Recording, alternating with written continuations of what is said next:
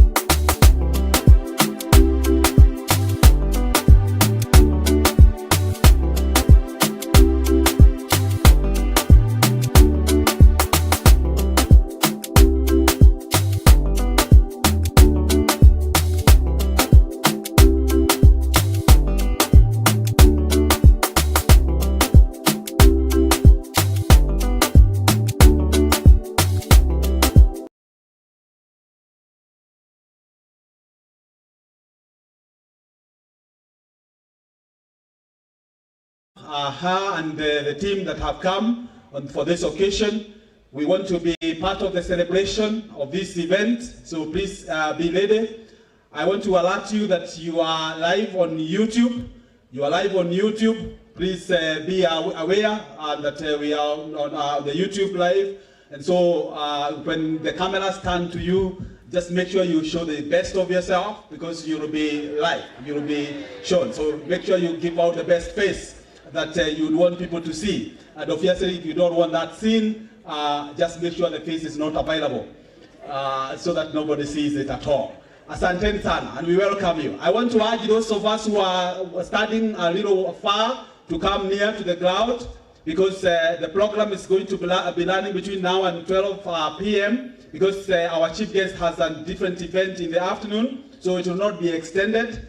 I want to urge those students who are near the library, those who are sitting far off, please come. This is a special event. It's a special honor to be able to host the Smachs Foundation and to particularly host its patron and founder, Ms. Charlene Ruto, who is the daughter of our president. It's a beautiful thing to have, and so we are glad that you are able to join with us this morning. When they come to the crowd, we will be able to stand, and like it is normal protocol, we will go ahead and have the national anthem and the East African anthem. The scouts, please get ready.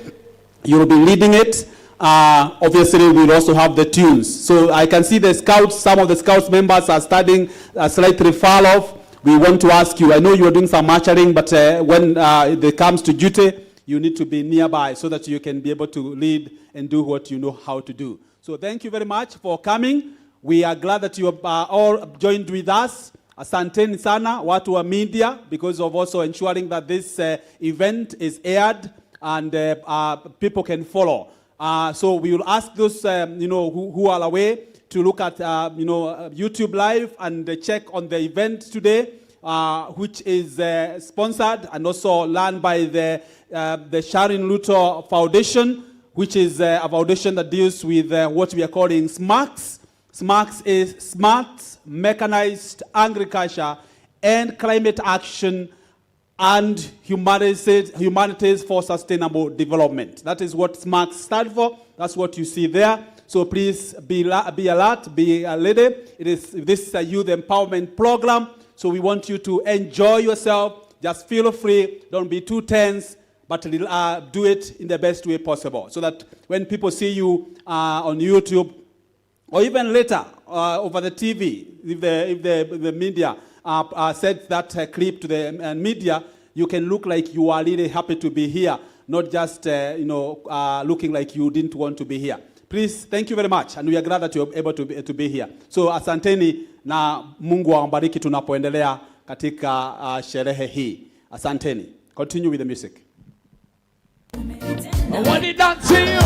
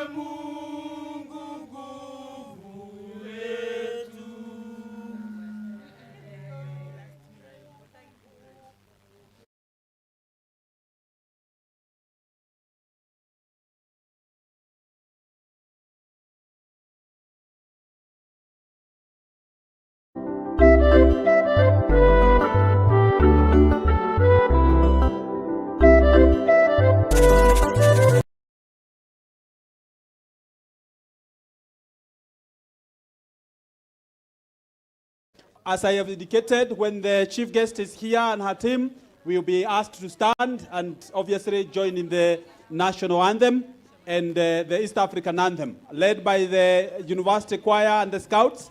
I can see the choir and the scouts. I hope the dance group is available because we will not have a lot of time to wait.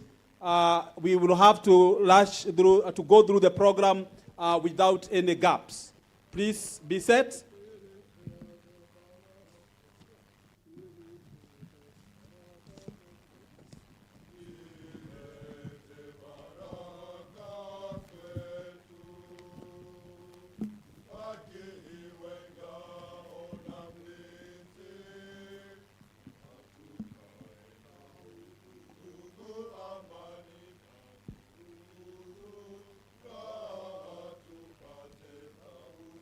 Those who are studying away, please join so that we can start the program learn. Please join. Members of the university staff, you are welcome to sit in the podium here. So please get ready. And thank you. We may all be starting to be able to welcome our team that is coming. We will be doing this together.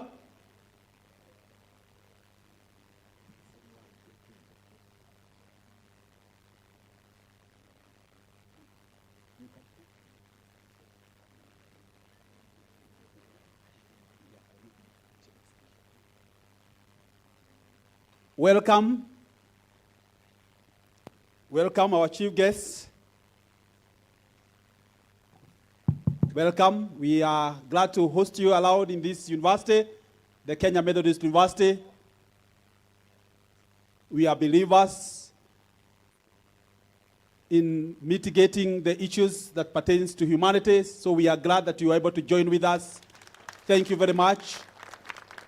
Those who are studying away from here and you want to be part of this event, please join with us.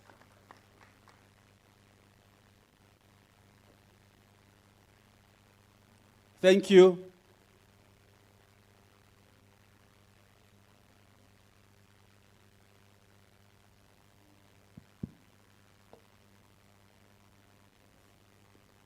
Take your positions. We want to go for the national anthem and the East African anthem led by the Kenya Methodist Scouts and the university choir.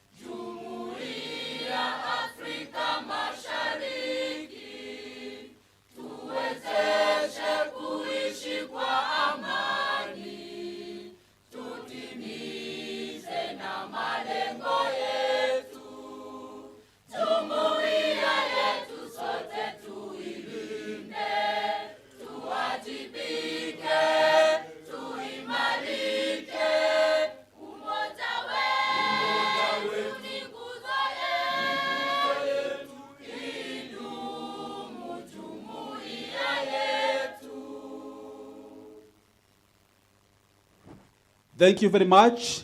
You may be seated.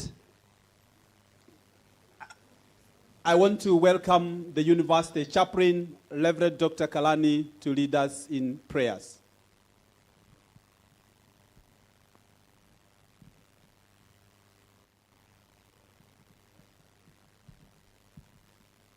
Yeah, thank you very much. Let's settle so that we can pray together. Let us pray.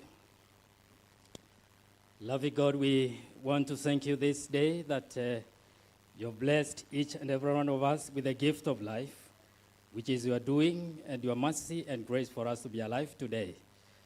I want to thank you also for making us have an opportunity also, even to have the first daughter with the foundation that she's the founder, and the initiative that is there today for the empowerment.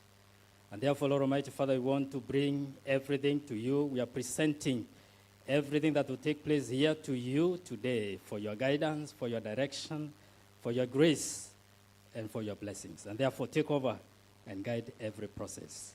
For this we ask in Jesus' name. Amen.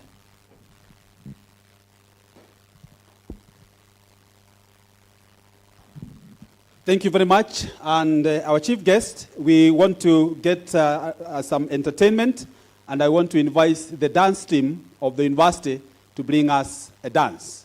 Please take your positions.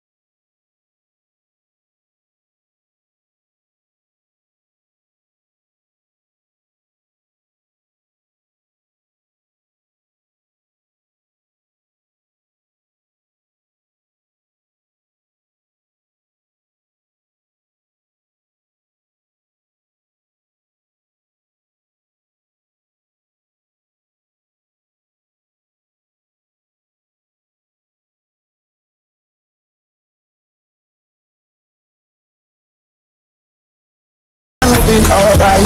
That is why me wanna give you all my life. Yeah, me I love you in the morning. Same time giving me a honey. Call me anytime that you want me.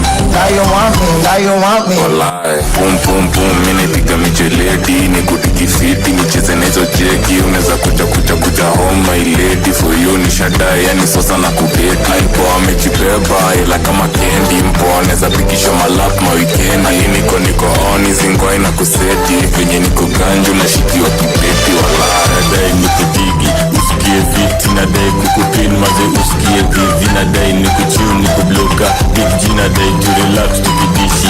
Minji nadai nikudigi, usikie fiti. Nadai kukupin, maze usikie vivi. Nadai nikuchiu, nikubloka. Big G nadai to relax, tukidishi. Minji ban, super aliban.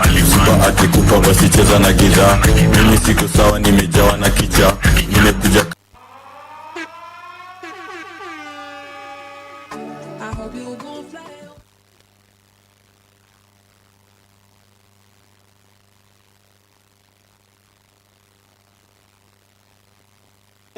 Thank you very much. Let's applaud the dance team. Thank you very much. Special recognition for the Bishop Lawi Matthew Secondary School who have joined with us this morning. Please applaud them. They are part of our mentees as the university, and we are glad that you are able to join with us this morning. We want to go to some brief remarks, and we will start, because this is a youth-focused program, we will start with the Kenya Methodist Student Association Chair, Grace Lempa. Please welcome her, because this is her event together with the rest of us who are youth. Grace.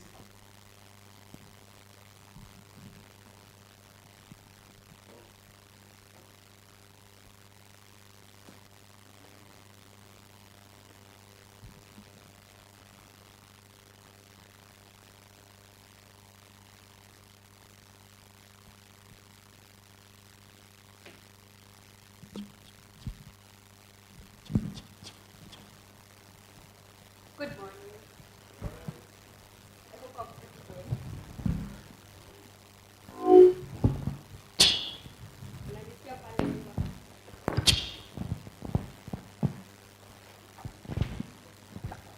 Nanisikia sasa? Hata mimi najisikia. Good morning. Today is a great day. Simnaona? Jana kulinyesha, leo kujanyesha. It's a good sign. Yeah. So ladies and gentlemen, esteemed guests and passionate advocates for a sustainable future, on behalf of Kenya Methodist University Students' Body, I am honored to welcome you to this crucial event focused on the intersection of agriculture, environment, climate change, and youth empowerment. Today we are privileged to have the first daughter, Madam Charlene Ruto, as a champion for positive change, guiding us towards a collective effort to address these pressing global challenges. We will also be able to hear from various of our esteemed guests whose contribution to the discussion will be of utmost importance. As we delve into the discussions and insights, let us collectively explore avenues to harness the potential of youth for sustainable agricultural practices, environmental stewardship, and resilient responses to the challenges posed by the climate. Together, we can pave the way for a future where agriculture thrives, the environment flourishes, and the empowerment of the youth becomes a cornerstone of progress. We are the youth. This is our opportunity. This is our event. Let us be involved. Thank you so much, and welcome all. Thank you very much. Let's applaud Grace. Thank you.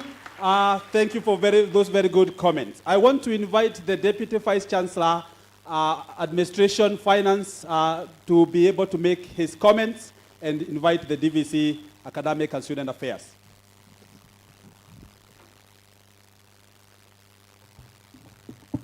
Our chief guest this morning,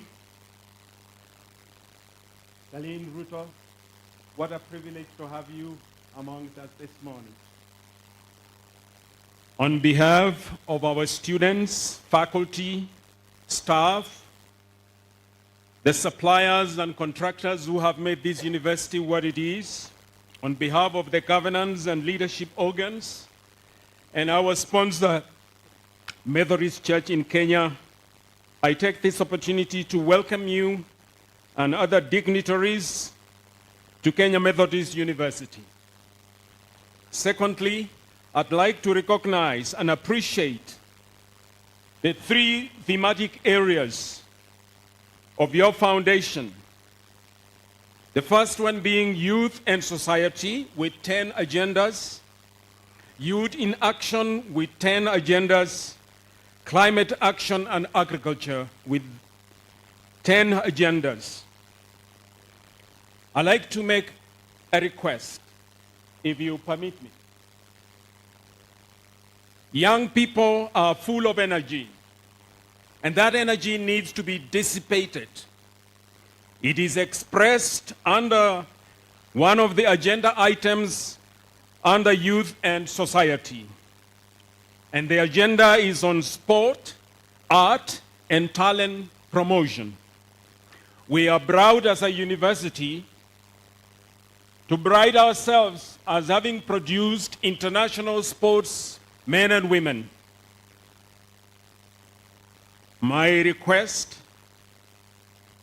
is that we do not have an up-to-date gym and a wellness center.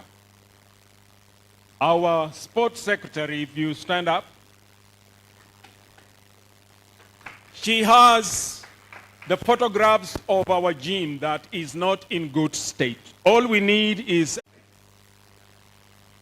our chief guest, Madam Charlene Ruto, the CEO of Smachs Foundation. Allow me to introduce and recognize members of our staff who are here present with us this morning as we host you to address our students' body. Let me request members of management who are here present, together with the senators and other members of staff, please stand. And the students will clap for us when we are standing to recognize our presence to support you in this great event. Thank you very much. Our guest of honor, our Vice Chancellor, all distinguished guests, and all protocols observed, it's a great honor for us as Kenya Methodist University to host a visionary leader who is reshaping the landscape of farming and youth empowerment in this nation. In a world where the importance of agriculture is regrowing, we are aware, Madam Charlene, that you have emerged as a beacon of innovation and advocacy. As a founder of Smachs Foundation, you have dedicated yourself, together with the other young people around you, to champion the cause of youth involvement in agriculture, recognizing the important role of the young people in achieving food security. We want to applaud you as we recognize that you have inspired countless young people in this nation to embrace farming and good values and very well rewarding professions. You have provided them with resources, trained and supported them so that they can be able to succeed in this sector. We are so grateful for the empowerment that you are giving the young people in innovation and leadership. Beyond the work of agriculture, our chief guest, we also recognize your tireless efforts in advocating social issues. You have championed the causes of that range from environmental sustainability to advocacy for the deaf community, and including promotion of health through blood transfusion. And for us, this demonstrates a great deep sense of empathy as a commitment to making this world and indeed this nation a better place to live in. We are so excited as we gather this morning to draw inspiration from your example, as you model and mentor young people and empower them to become positive change agents in our communities and beyond. Our students, our mentees from Dr. Lawi Matthew Secondary School, I welcome you to join in this journey and to gain great and deep insights that are changing your lives from this moment into the great future. And with those very few remarks, allow me now to introduce our Vice Chancellor, Professor David Gishoya, and invite him to make an address and also invite our official guest. Shall we stand and applaud him as he comes forth? Let's do 3 factorial. 1, 2, go.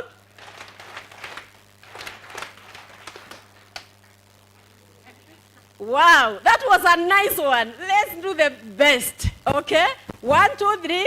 As we do the last one, you'll be here.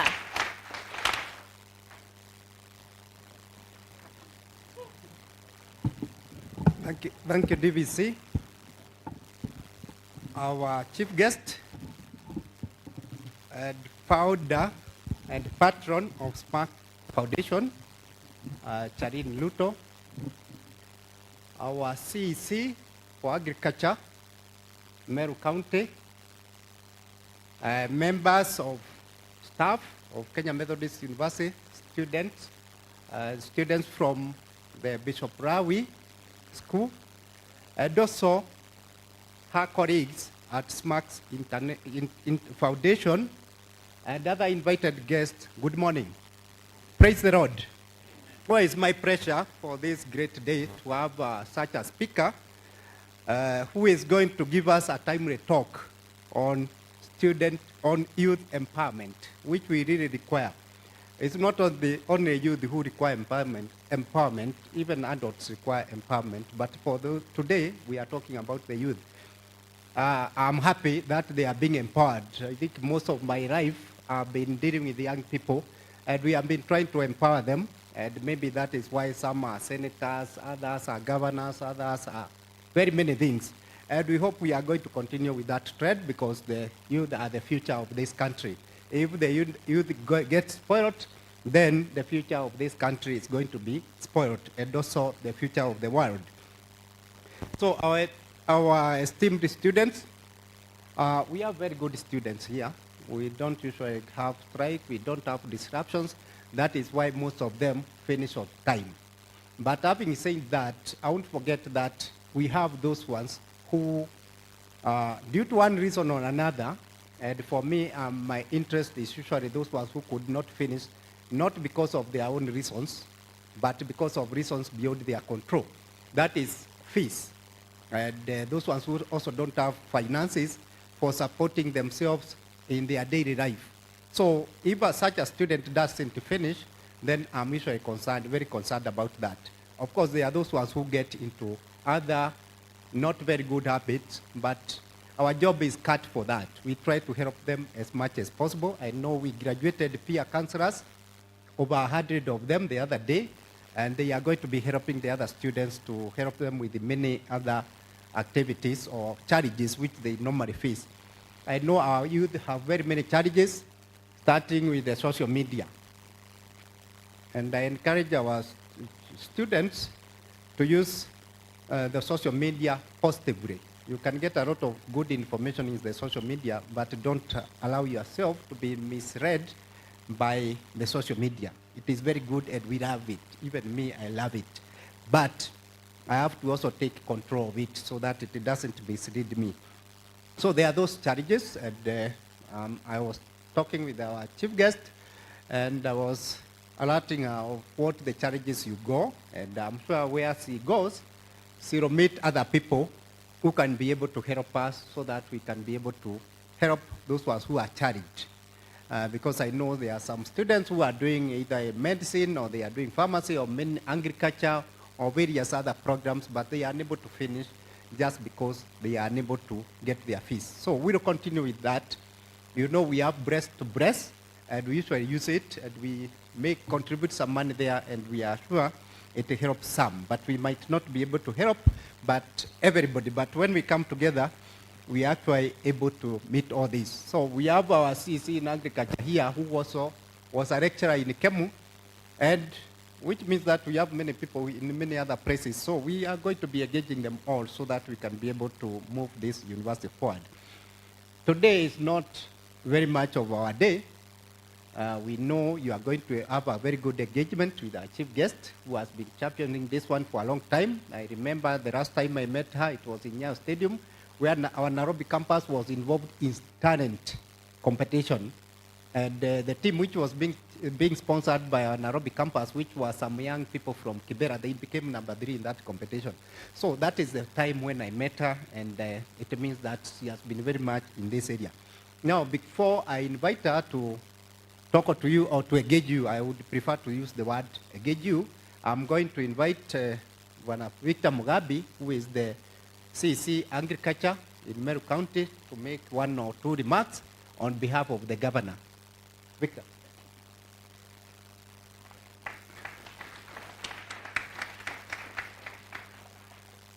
Bwana Yesu asifiwe. Nisalimie niko mkono hewani kidogo. Our chief guest, Madam Charlene Ruto, the founder of Smachs Foundation, the vice chancellor of KeMU University, and all the KeMU fraternity and the students, good afternoon. I am Akwalu Victor Mugambi, the Chief Officer for Agriculture, Livestock and Fisheries, and I'm here on behalf of Our Excellency Bishop Kawira Mwangaza. Amenituma kaniambia nikuje niwasalimie. Mmepokea salamu za governor? Wapi mkono ya governor nione salamu ndio nikirudi nimwambie mmesalimika. Thank you very much. Our chief guest, today is a great day for Meru County and for the youth and the young people of Meru County. It's a pleasure, it's a blessing to host you for the 3 days that you'll be here, so that through your effort, through your foundation, we can be able to empower our young people. We can be able to give them hope, to give them ambitions, and because they are the leaders of tomorrow, they are the generation that will take this country and this county to the next level. As a county, we are proud of your initiative that you have undertaken. We are proud of the passionate nature you have for the young people of this nation, and we say that you had the link that has been missing in the previous governments. If we had somebody passionate like you are, somebody committed like you are to the cause of the young people, I think this country would be miles ahead. But we thank God because you're here and you're ready and you're pushing this youth agenda for this nation. As a county, we are blessed because just the other week, we hosted the deputy president, Rigathi Gachagua, the president himself, William Ruto, here for another 3 days. I think this is a blessing for us as a county, and Our Excellency has sent me to pass her regards to you for finding it worthy to visit Meru County for these 3 days. We appreciate as a county because Meru County is an agricultural county. We no longer say that agriculture is the backbone because it's more than the backbone. Agriculture is the oxygen of our Kenyan economy and is the oxygen of Meru County. Meru County is an agricultural county. And we as a county, we really appreciate your efforts of linking agriculture and the young people. The intention of making agriculture appropriate, a choice for the young people, is an effort that works with nature. Because it's only in agriculture where man works with nature. And nature is God. So as a county, we are proud of that, and we commit ourselves as a county to partner with you and all your programs so that the young people of this county are able to receive maximum benefit from your initiative. We will be discussing further on what we are doing as a county, the programs we have as a county, to push the agenda of the young people, to ensure that they participate in agricultural activities as a way of economic life, because we are promoting as a county what you are calling smart agriculture, which is conscious of the resources that we have, conscious of the current need for these resources and current use of these resources, and being aware that the future generations will also want to use and have these resources available for them for the many years to come. With that, thank you so much, and God bless you. Thank you. And give it back up. Without taking much time, because I can see time has passed, I want to invite the CEO of Smachs Foundation to be able to take up the remaining part of the program. And with that, we can welcome him and his team, and also our chief guest with 5 factorial. Prepare 5 factorial, because it is a great privilege for them to have joined us for this. We start.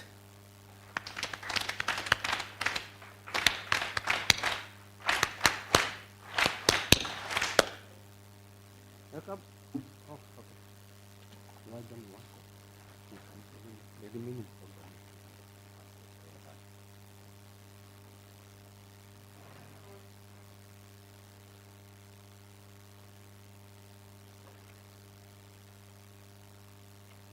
All protocol observed. Ladies and gentlemen, good morning. My name is Nathan Ngetich, and I'm the CEO at Smachs Foundation.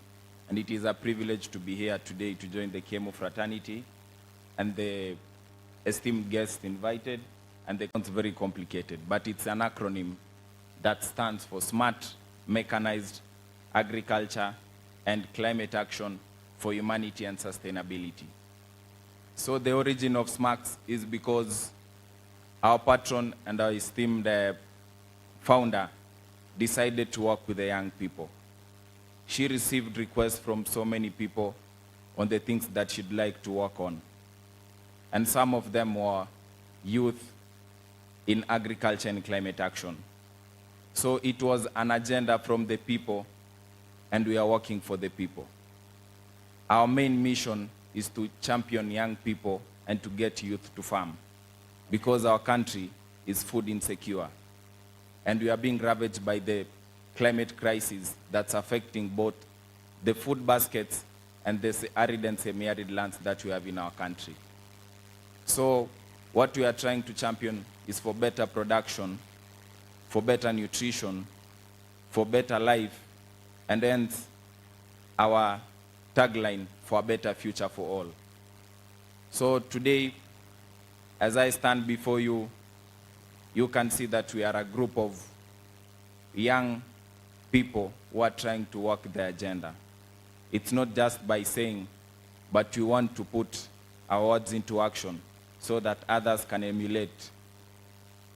Apart from that, our patron is big on empowerment, because with the virtue of empowerment is where we can be able to reach to many people and be able to touch many lives. Because by empowering youths and empowering the young people, we are changing the narrative of the generation to be people who can act and not just to be blamed for the vices in the society. So before I proceed, I'd like to introduce my colleagues. I ask them to stand up.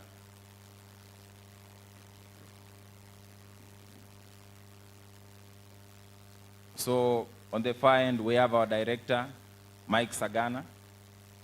Then the next one is Wesley Mulama, in charge of project lead agriculture. Then we have Peter Malale, in charge of the climate. And then we have Jeremiah Favor. I'm not seeing Festus Zorina, but I believe he'll be joining us shortly.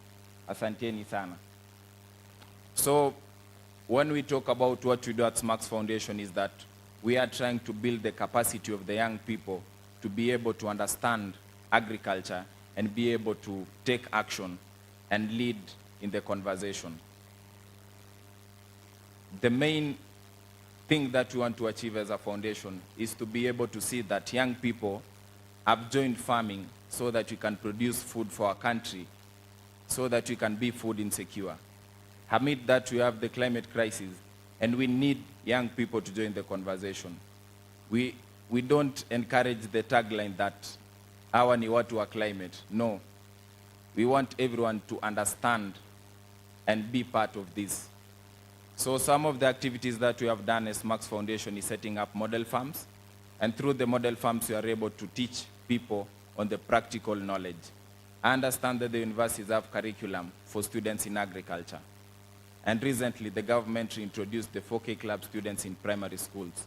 But how can we bridge the gap by ensuring that these people really get into agriculture, not just studying, but putting it into practice?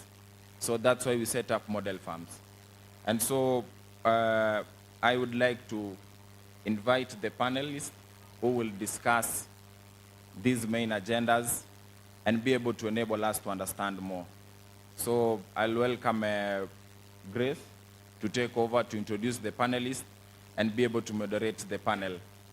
And before Grace comes on stage, I've been told that a KISE director is around, Dr. Kiogora.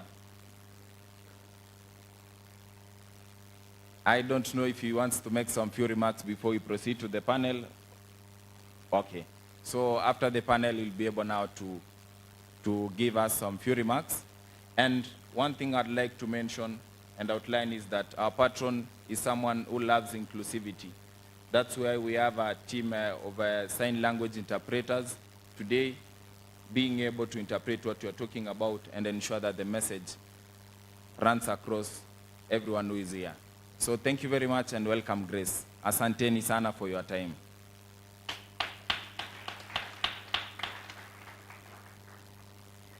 I think we should give factorials. Don't you think so? Let us do 5. Let's start.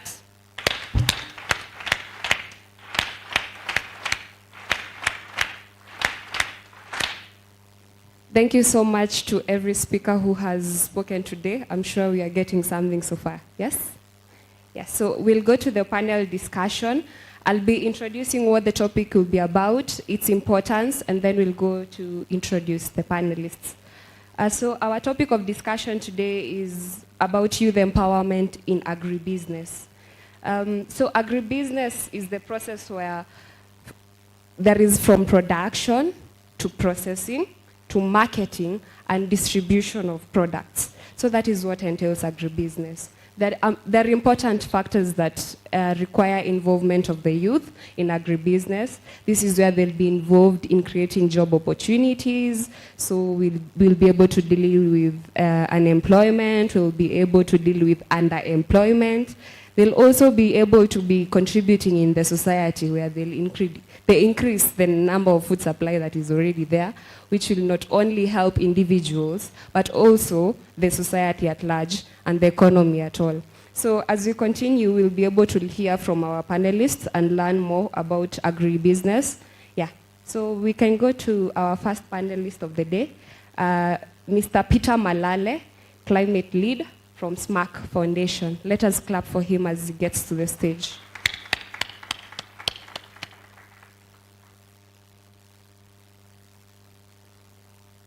Our second panelist of the day is Mr. Wesley Museve. He's an agronomist, program assistant, and also a member of Smachs Foundation. Let us clap for him.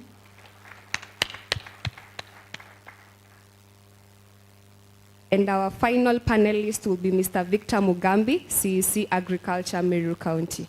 Let us clap for him as he gets to the stage.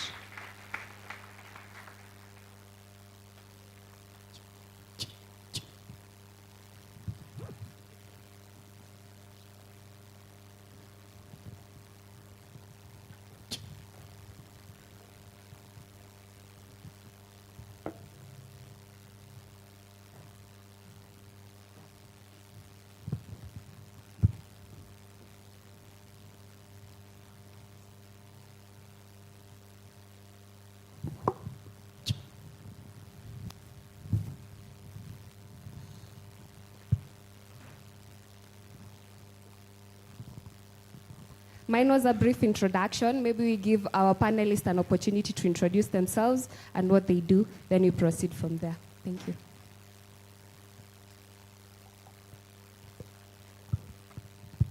Good morning, everyone.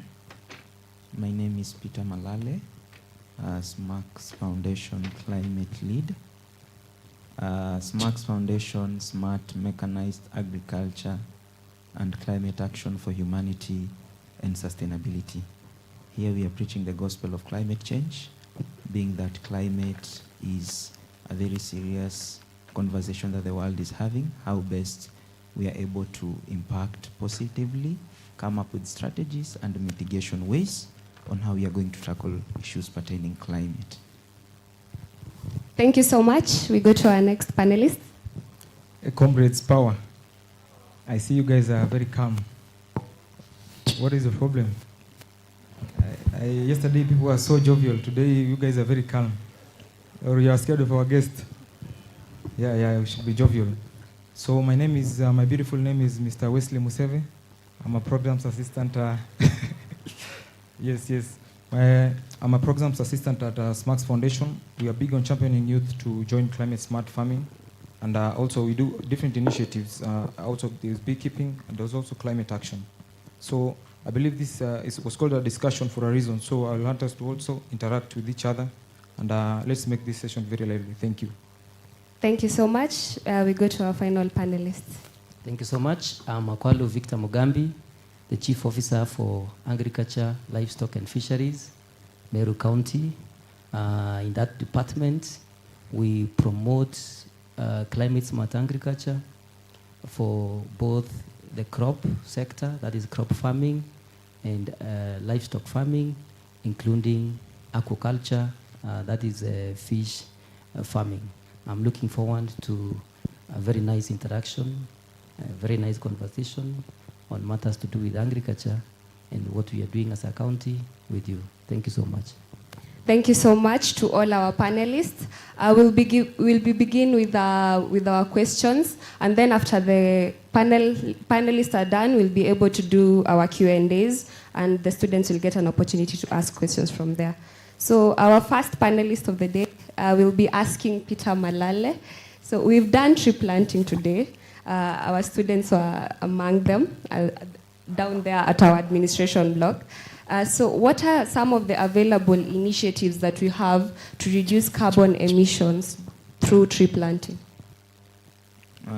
First of all, it would be very nice and noble to understand why are we joining this vision of planting trees? Why are we joining this vision of championing for the well-being of our environment?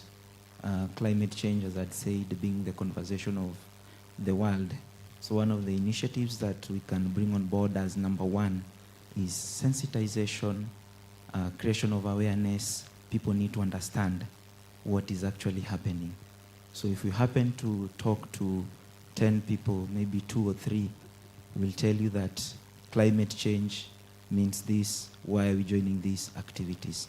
So one of the initiatives that we can actually focus on is sustainability at the long run, creation of awareness, teaching people the educational aspect, why they have to join this vision of planting trees, not just planting trees.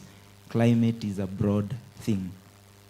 Activities that they are going to bring on board. Tree nurseries formation can be another initiative that will help in tapping the green opportunities, especially for youths. In most cases, you find that the youths have finished schools. They are out there tamarking, not knowing where to tap these opportunities from.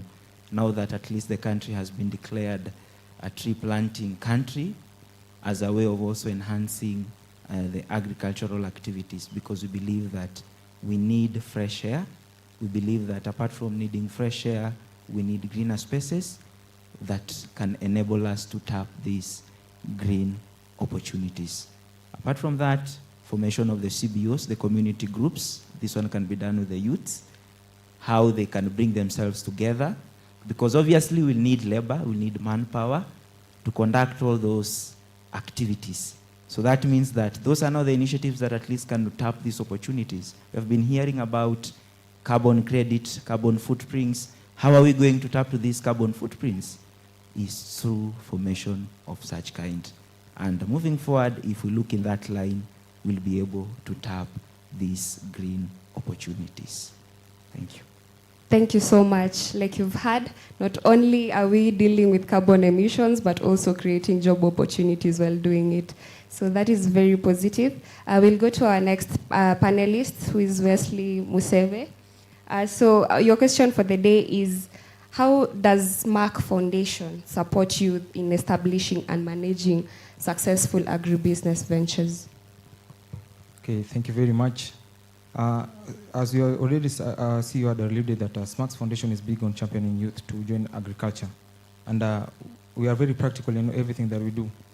I have a Chinese friend that taught me something. Is a quote, anybody who speaks Mandarin in the audience, or maybe our guests, to translate for me. Yeah, so the saying was, the guy told me that the saying is like, Shi wu ya, rati ya wu ye. Anybody can translate that?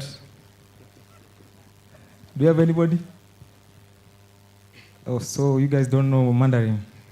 So the saying was that if you give a man fish, you feed him for a day, but if you teach him how to fish, you will feed him for a lifetime.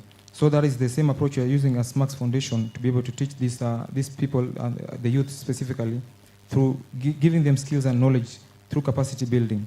So we are setting up model farms in different parts of the country, and even in institutions, mostly in 4K clubs. We are working with them and the CBOs to be able to set up these model farms, to be able to teach them that, in fact, even if you are not interested in agriculture, maybe you're still in school and you have that keen interest, you're able to see the other students are performing well in the agricultural sector, maybe they're doing well, they're setting up these farms. So you'll be able to gain that interest with time, because through apprenticeship, you're able to learn, okay, this is how these people are setting up these farms. This is how they're managing the crops. This is how these different vegetables are planted, because most of the crops we plant are short-term season crops. I believe most of us have eaten maybe vegetables, there's sukuma wiki, there's spinach, cabbages. Those are the simple crops, the short-term crops that we start with. Because we know our youth, I'm also a youth myself, so I understand that most of us are very impatient. If you give somebody a project to do maybe for like 6 months, most of them will not be able to be patient for all that long. So we do short-term season crops to be able to, at least after 3 months, be able to get to rake in profits from that. And also on the same bit, during our campaign season and the elections, there was a very interesting candidate, and even all the candidates that were campaigning, all of them had almost a similar agenda of maybe about agriculture. And one very interesting figure was the famous guy, I don't know if you guys know him, Wajakoya. Are you guys familiar with Wajakoya? Yes, he was crunching up some big numbers about some substance that he wanted people to plant. But the real goal behind that was now how we can break in as agriculture. We can be able to rake in a lot of money from the sale of this, because as Africa and as Kenya in itself, we don't have oil, we don't have gas. Our main thing that we have is land. At least maybe I think 65% of the arable land is available in Africa. So that is the resource that we have, and that is what we should use. So you as a youth yourself, that is what you should be specializing in. At least try and make effort in gaining skills to be able, and knowledge to be able to do something in agriculture. And I think we'll be all in a safe space. Thank you. Thank you so much. Like you've heard, you do not need to just be an agriculture student for you to be involved in getting agricultural skills. You can get them from Smachs Foundation, and you can utilize them. As he has said, within 3 months, you're getting something sustainable for yourself. Thank you so much. We'll go to our next panelist, Mr. Victor. So how does the county in specific promote climate-smart agriculture among farmers, and especially the youth? Thank you very much for that. At the county, we approach the question of the youth empowerment and climate-smart agriculture in departmental perspectives. Every department has its programs on how they tackle the question of youth empowerment, and particularly and specifically in the Department of Agriculture, we have programs in place which are value chain specific. There are those youth interested in various value chains, specific value chains like chicken farming, like fish farming, like crop farming, avocado farming. And what we have done as a county, we have set budgets as a county, and through partnerships with the national government, through our funded projects, some of them funded by the World Bank, we have established what we are calling model villages.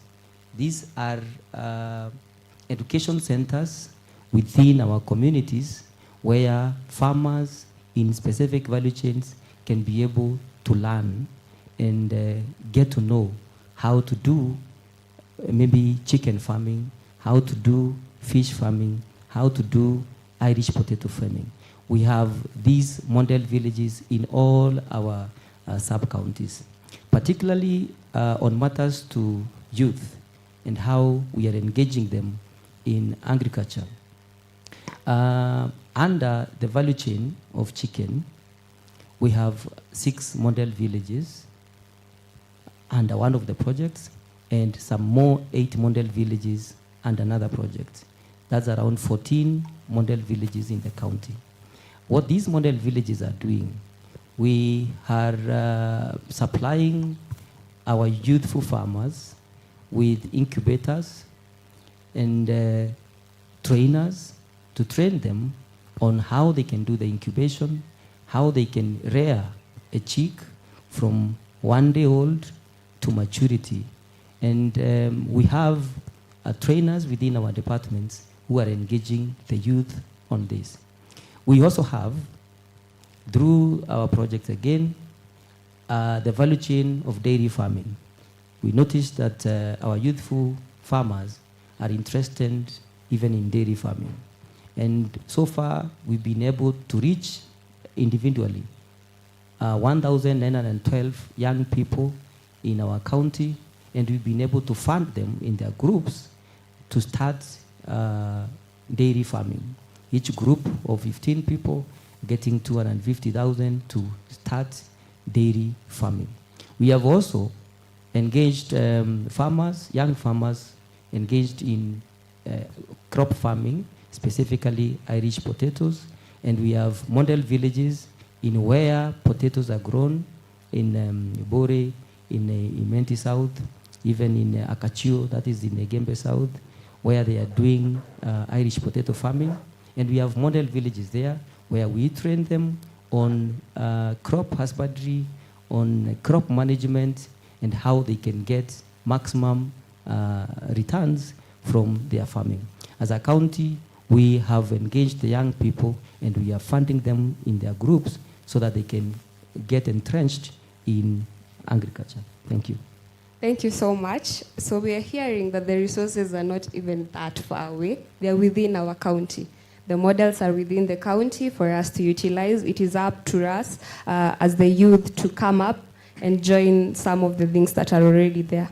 Yes. We'll go to the next question of the day. This will go to Peter Malale. So we've been planting a lot of trees, but to be specific, how can we integrate fruit trees for conservation and also food security? So number one thing that we have to understand is that we also have to look at the motivative aspect of this exercise that we are taking. And one of the motivative, how people look at how will this activity and this exercise benefit us. And the incorporation of fruit trees has economical benefits. And one of the economical benefits is pesa mfukoni. Si ni hivyo? So how best are we going to get the productivity and to enjoy the whole exercise as a whole? So once we plant the fruit trees, for instance, I've had one of the panelists talking about avocados, whereby at the end of the day, it will be killing 2 birds with 1 stone.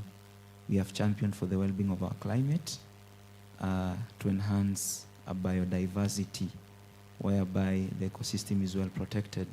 And another thing is now the aspect on the economical gains that people are able to sell these avocados after some time. So Most of these activities are carried out through the partnerships that we have had. The county is looking at setting up the village. It has actually started the process of setting up the village models, whereby we identify a spot, we look on how we are going to work it out. Then as Smachs Foundation, we are looking on how best we can also tap to these opportunities that are involving the youths. How can the youths come out?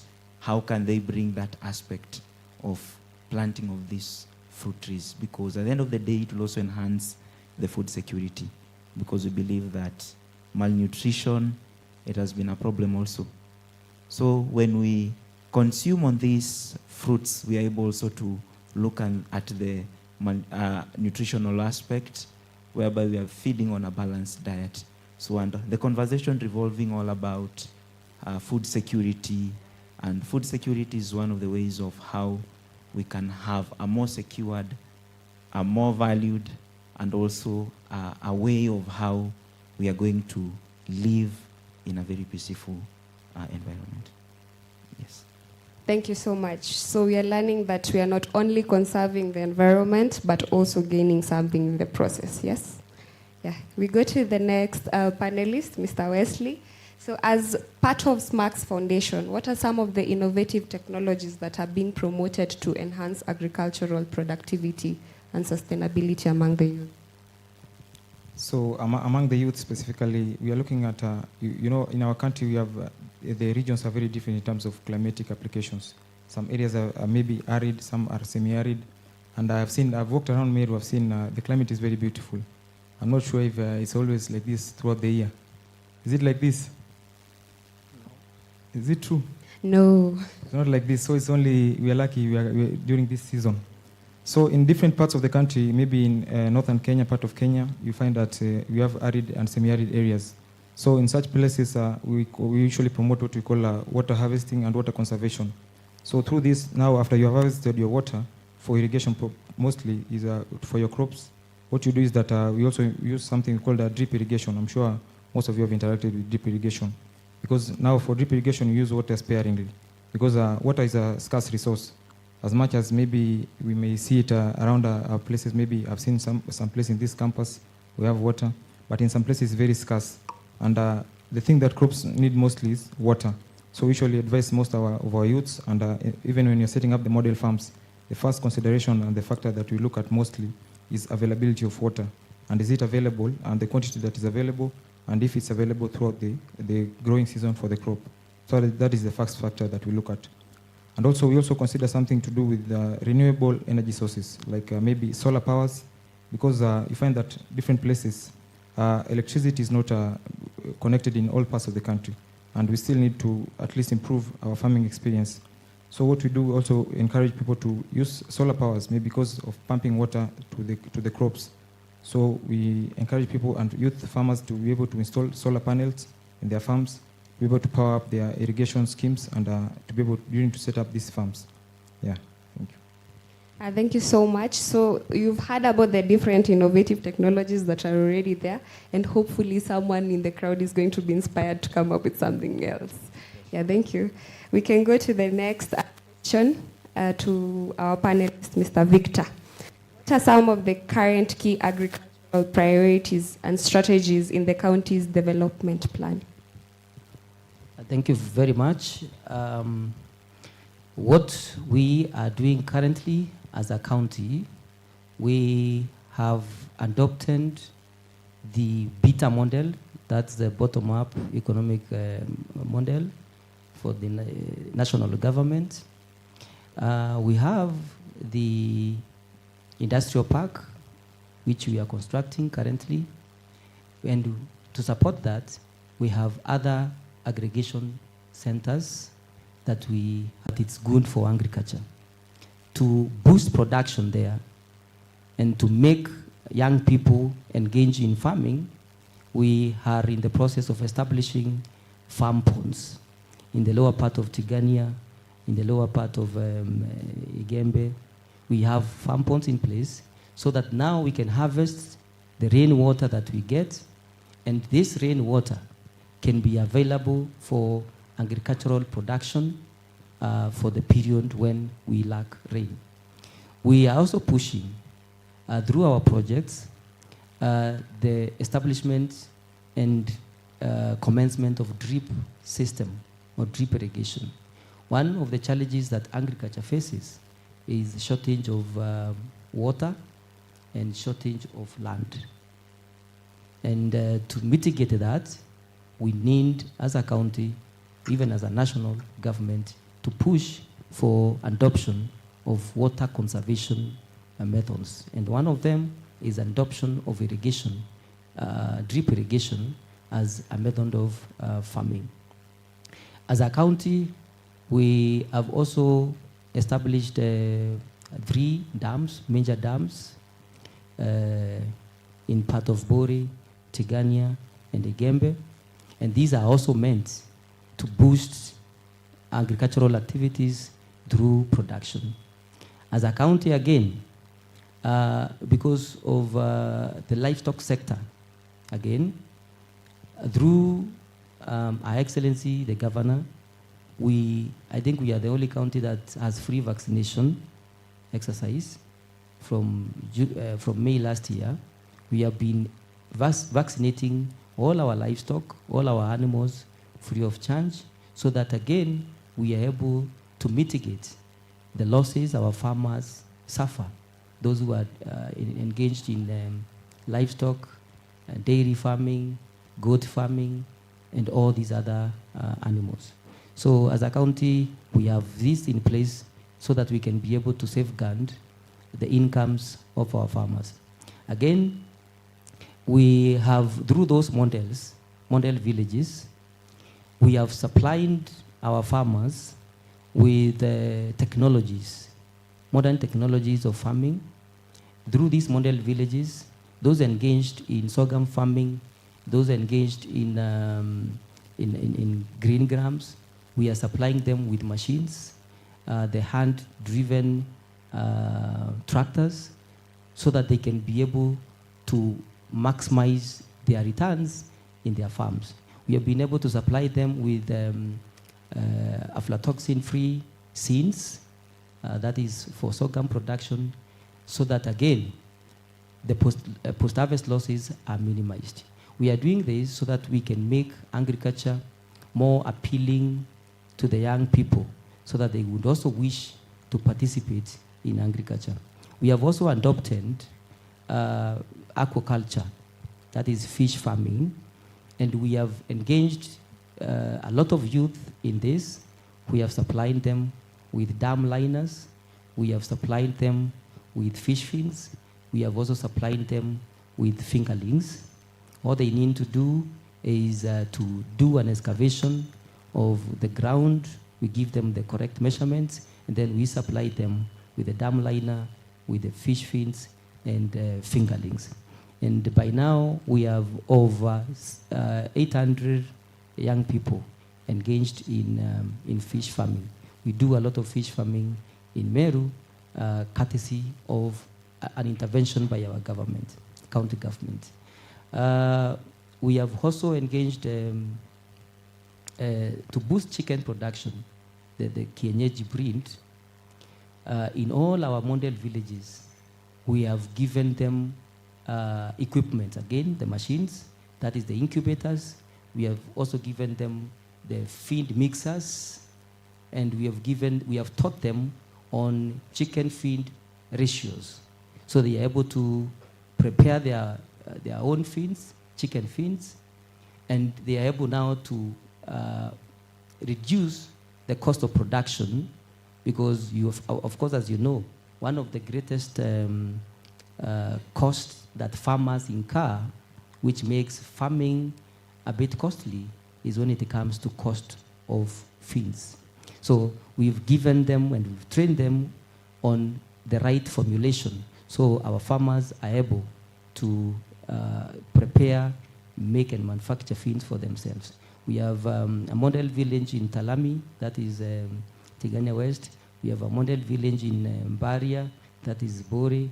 We have a model village in Marega, that is in Tigania East. We have a model village in Akachu, that is Gembe South. We have a model village in Imenti North, that is Ngonyi, and so many other model villages for other value chains. Thank you very much. Thank you so much. We are learning a lot. We are learning that the priorities and the strategies are already put in place, and they help to assist, especially not all farmers, but the youth farmers. They've utilized some of the innovative technologies that we were discussing earlier, which is something to be looked up to. Yeah, thank you. We'll go to our last round of questions with the panelists. We'll start with Mr. Wesley Moseve. So you talked about beekeeping as part of Smachs Foundation. Yes. How can we incorporate beekeeping initiatives for enhanced agricultural productivity and sustainability? Yeah, thank you very much.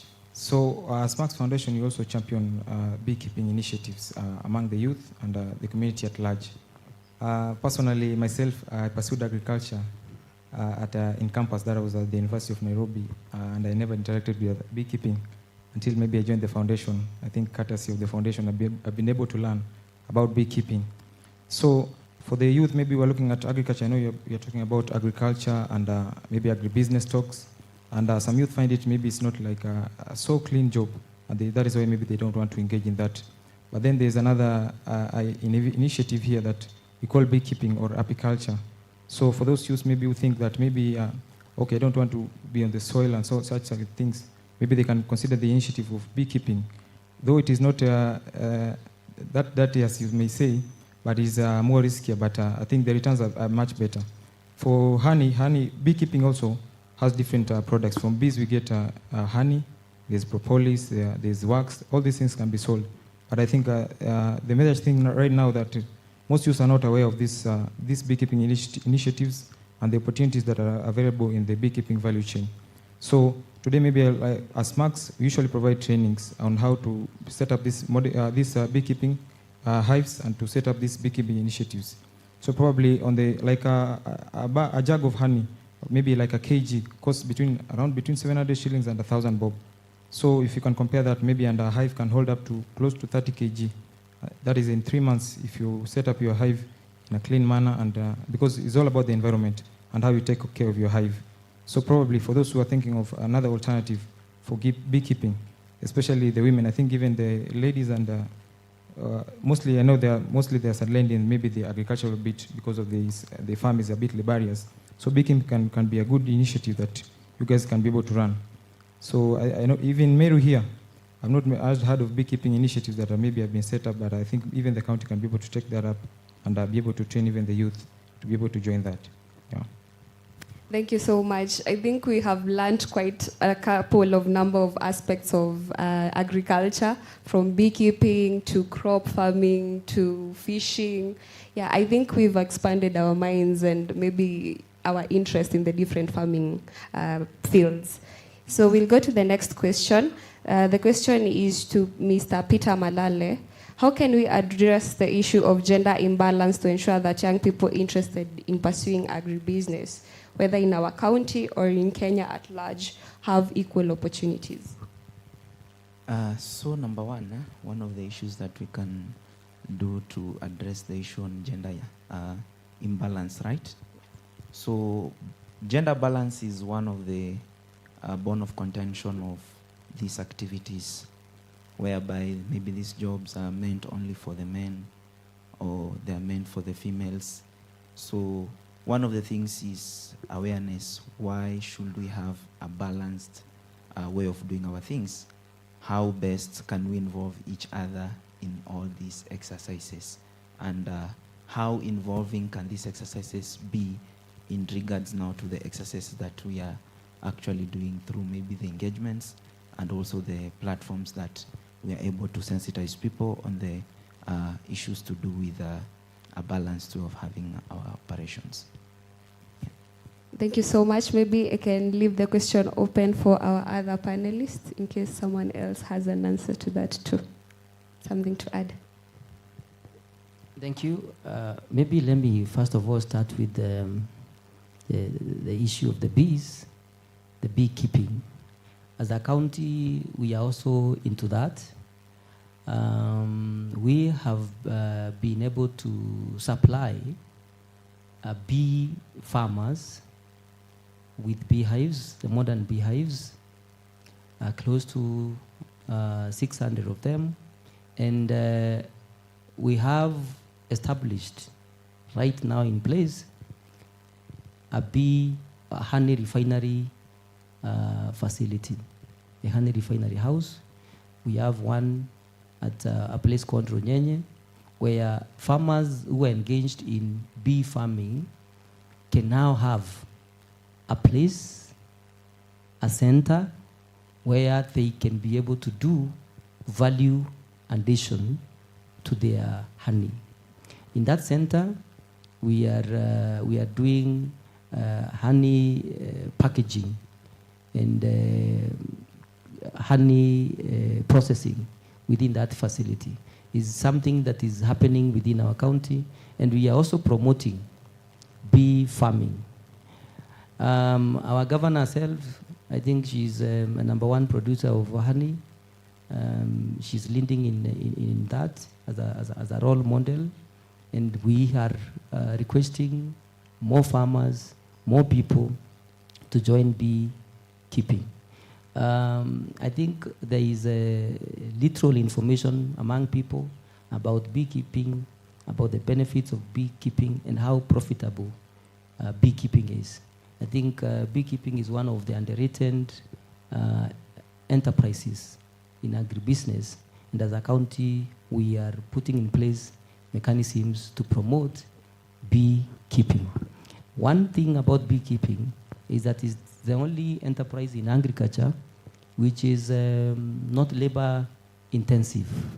You don't feed the bees, you don't give them a lot of care. They know how to feed themselves, and at the end of 2 months, 3 months, you are able to harvest 20 kilograms of honey from a beehive. Even as students, you can practice that. As you learn, bees are working for you. They are making honey for you, and they are making money for you. Thank you very much.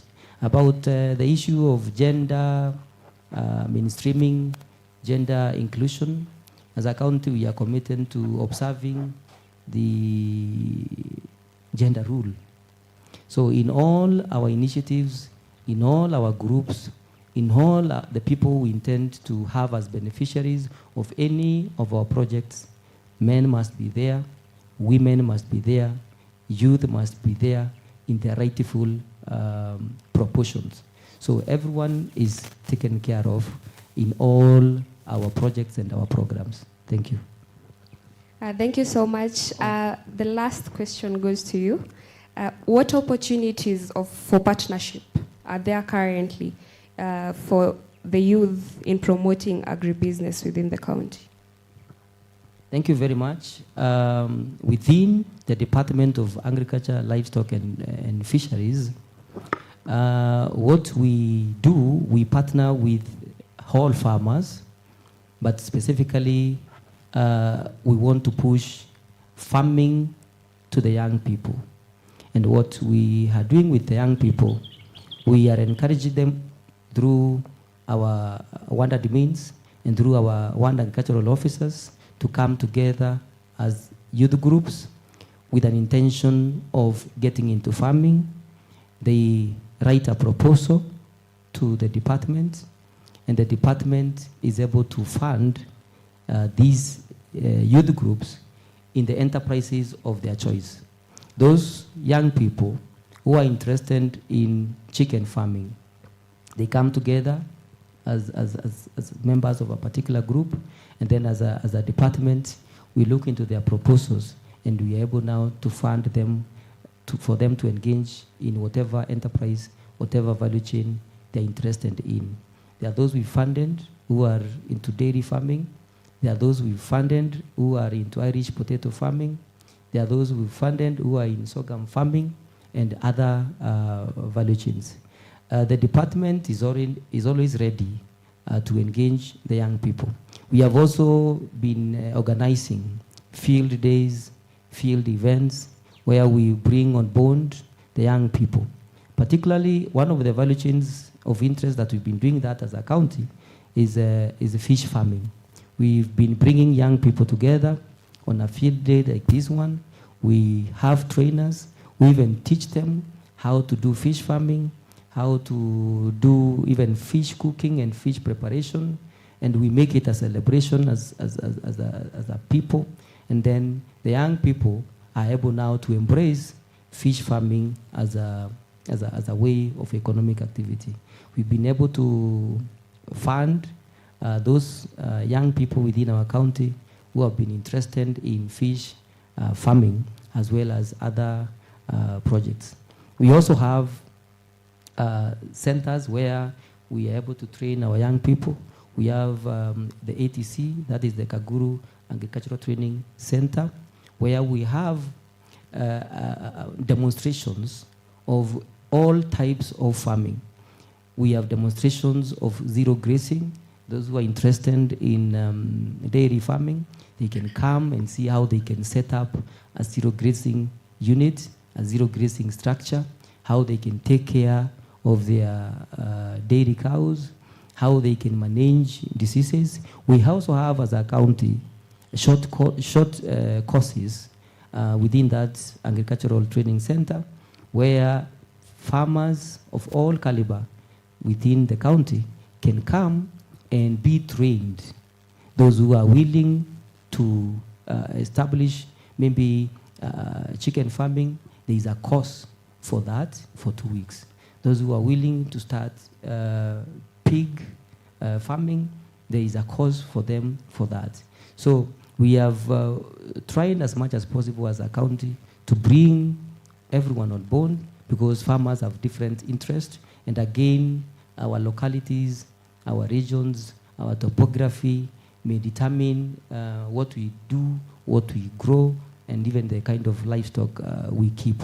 So bearing that in mind, as a county, we've been able to organize forums where we can train our farmers. We've also been able to do farmer trainings even at their farm levels. We have our agricultural officers at the grassroots. We have our livestock officers at the grassroots. And on a daily basis, they are engaging our farmers on what they do in their farms. We have also pushed this idea of kitchen gardening, because sometimes these small things that families and households fail to have, some onions here, some sukuma wiki here, some cabbages here. So those are small things that a family can be able to take care of and relieve themselves of the burden of sustaining their kitchens. And as a county, we supply them with small irrigation kits, with a small tank, small drip lines for a 10 by 10 area of farm, where now they can practice these kitchen gardens. This one now helps them in maintaining good health, because now they will have balanced diets for their meals. They will be able now to supply themselves with the basic necessities of life, rather than buying everything from the markets. This even now enables them to have some savings to do other things, to expand their businesses, or even to pay school fees. So as a county, we are looking at the agricultural sector as an holistic aspect which can boost the living standards of our people. Thank you. Thank you so much. Maybe yes. something to add on. My colleague has talked about beekeeping. I know most of us might be wondering how are we going to tap to the activities. They normally say that if you want to grow, if you want to go fast, go as an individual. But if you want to go faster and more quicker, you go as a group. We have good forest here. I can see it's very evident. We can make good use of it because we believe that bees mostly love this kind of environment. So it can also be one of the ways of utilizing the opportunities that we have. Most of these opportunities are with us. Most of these activities that can enhance our growth are with us. biblically, if I can allude a little bit, God asked Moses, what do you have? Moses had that road. So for us, we have the resources. It's very, very evident. How can we transform these resources to opportunities? That is the bone of contention. How best are we going to bring out the economic aspect to our own benefits? And one of the benefits is coming together and form a group. With a group, we are able to tap the beekeeping. We're able to carry out the activities. With the forests, it's actually a global thing, a countrywide thing. We have the CFS, the Community Forest Association, that are well incorporated with the CBOs. So this one I'm talking about now being our champions in different counties, because we are diverse. We come from different corners of the country. And what has just bounded us here is the education aspect. So we can mobilize our youths in our different points, our different places. Then from there, we're able to enhance that economical activity, because we believe that if it ought to be, then it's meant to be. Thank you.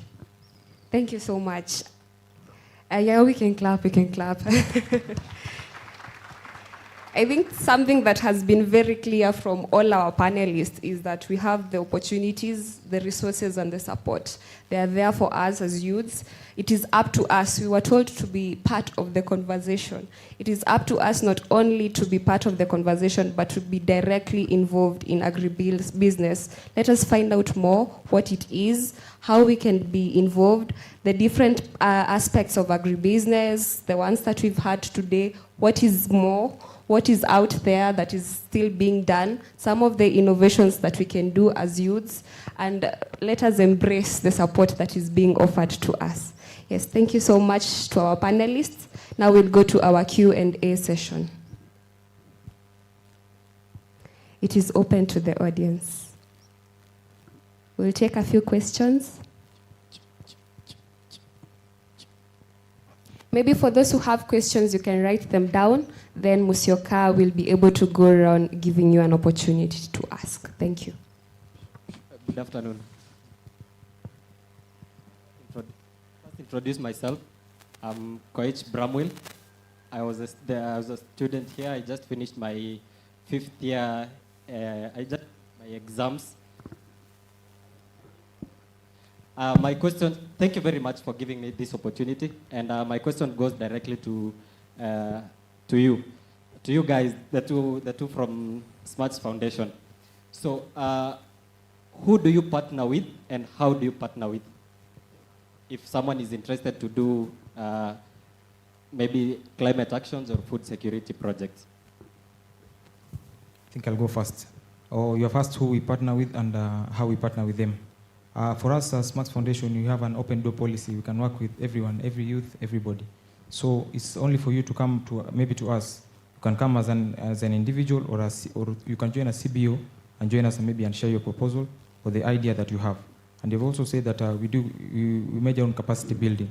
So through that, those initiatives that you are setting up, you can always come and join, because if you're setting up in this county probably, or the county that you come from, that is how you can tap in that directly. Yeah.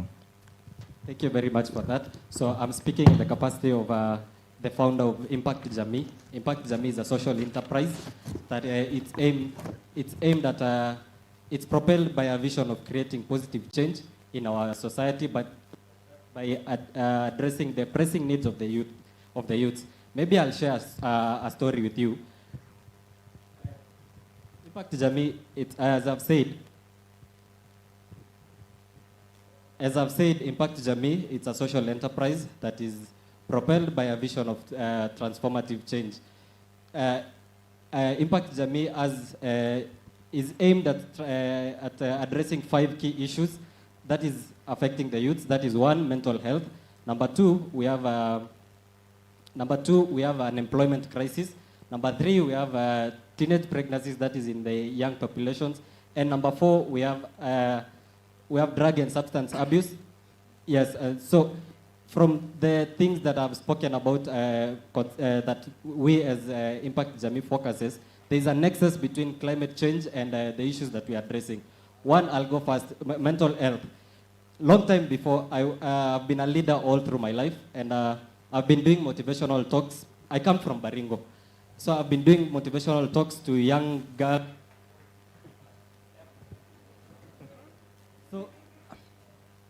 So some of them, back then, I was doing motivational talk on academic excellence.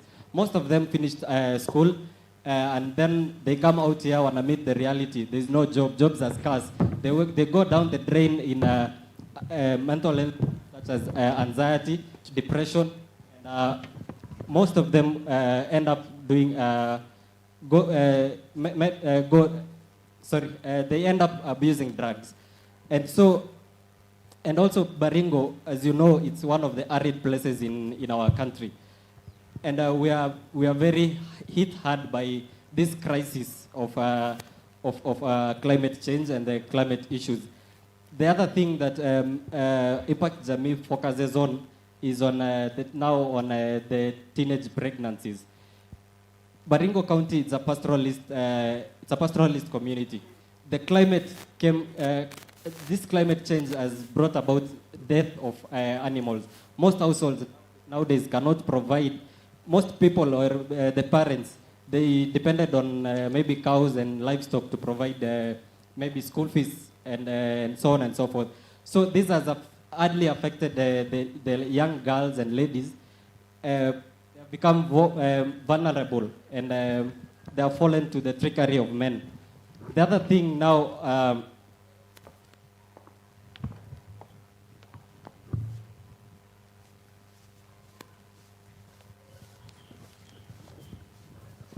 so for the matter of time, maybe I'll just wind up. But I'm requesting you, our CEO, Madam Charlene, I'm requesting for a meetup with you maybe after this, so that we can talk. We can talk on issues, matters, positive change and addressing this climate crisis in our nation, and safeguarding and preserving our world and our home. Thank you. Thank you so much for that question. And yeah, thank you so much for that. For the people who will be asking questions, our time is quite limited, so we'll be only having 4 more questions, 1 minute each. Thank you. Thank you so much. To the guests, administration, student council, and fellow comrades and the students, good afternoon. Oluoch Michael Onyango.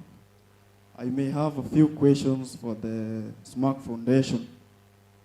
You know, as the young agronomist, you have to be encouraged. And one of the first questions that I'll ask is that, you know, for you to start an enterprise, you have to be taxed. And which policies are you putting in place to ensure that the tax levy on the young agronomist is a bit lowered? The second question is about marketing of the products that we are growing. So, which mitigations are you employing to ensure that our products are not lying in the stores, but rather they are getting markets and we are earning income?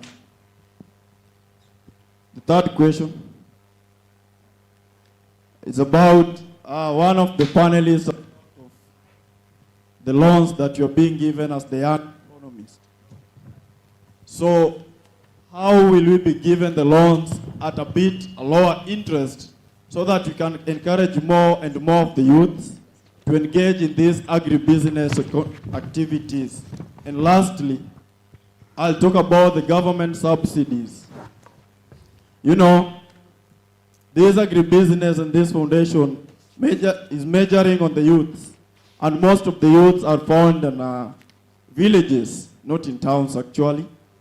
So, which measures are you putting in place to ensure that the government subsidies reach those who are in village areas? Thank you. Thank you so much. Our panelists will listen to all the questions and then answer from there. Okay, good afternoon. My name is Mwenda. I come from Meru.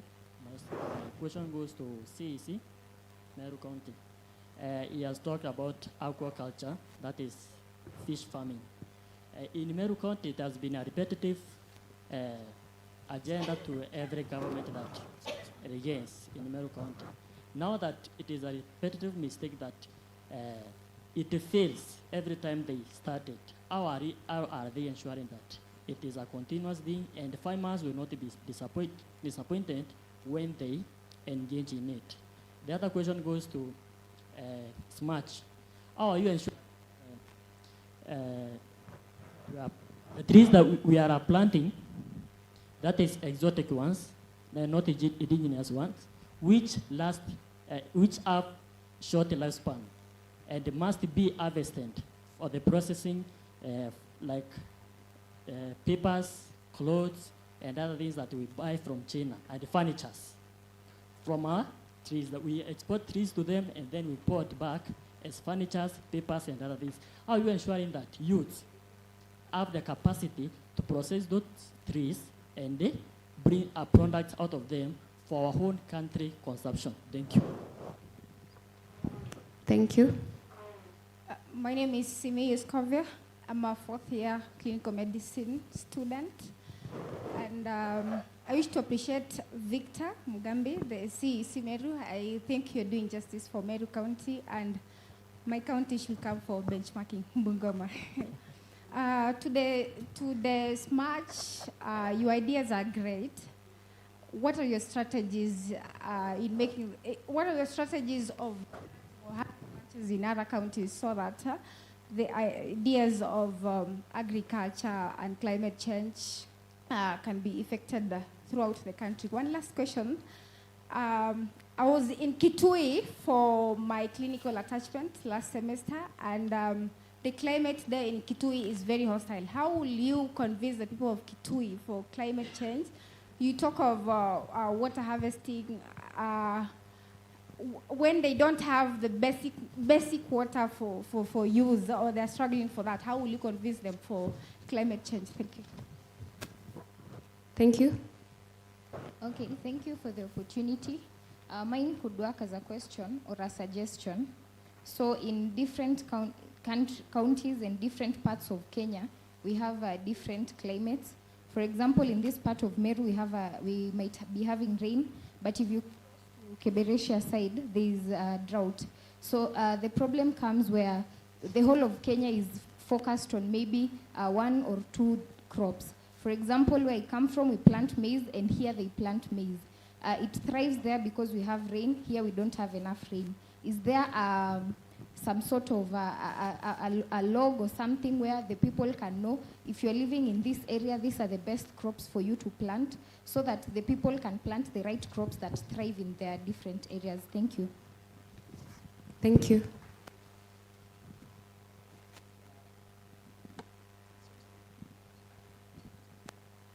Okay. Okay. Good evening, everyone. It is an humble opportunity that we get to interact together. And for now, my name is William Moran Amadi, and I'm coming from Migori County. I have some of the questions as an environmentalist that I would like to pose. One of the questions goes to the CC Meru County. Is about there is sex that we have been told that they share. There is a budget allocated to every sex according to the same. Us, like as an environmentalist, we have a question that are students, clubs, and groups an exemption of this, or they are inclusive in the same matter? And if they are inclusive in the matter, what are some of the things that are there, or some of the procedures that are put in place to ensure that the students also get these resources? Because as students, we always get a problem of getting resources to implement our plans. Secondly is on the organization and the Smachs Foundation. We have some of the things that we really need to implement as youths, especially students in campuses. What are some of the things that you are there to ensure that however much we are coming from different regions, we can come together as people from of the same campuses, and some of the, if there is some of the allocations that are placed to such organizations, what are some of the things that are there to ensure that at least we can get the required execution? And lastly, if you allow me, is about a request. We just have a request to put across. In my, I have a pamphlet here, and it comprises of environmental projects executions. We are kindly requesting that if you join us in this and at least help us in funding this project that we have, we will be so much glad and appreciate the effort. Bless. Thank you. Good afternoon. Oh, I'm sorry.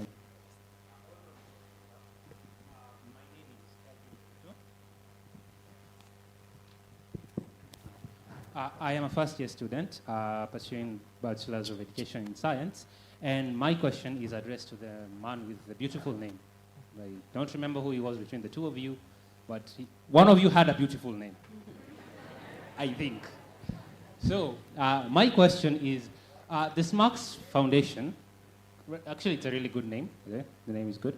How, you say that you want to involve the youth in agricultural and cultural changes, right? How do you market yourselves to the youth? How do you advertise yourselves? Because personally, this is the first time I've heard of you.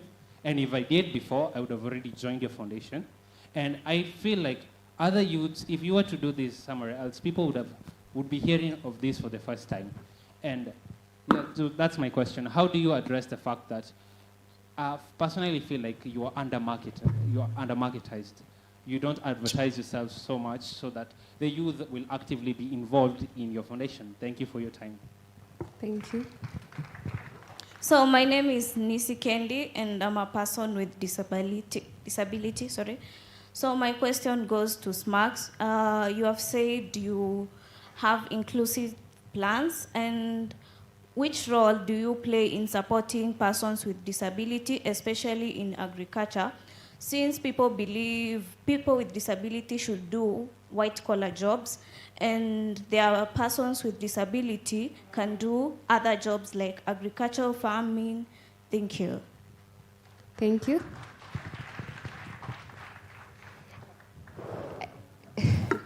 Our registrar has a question too.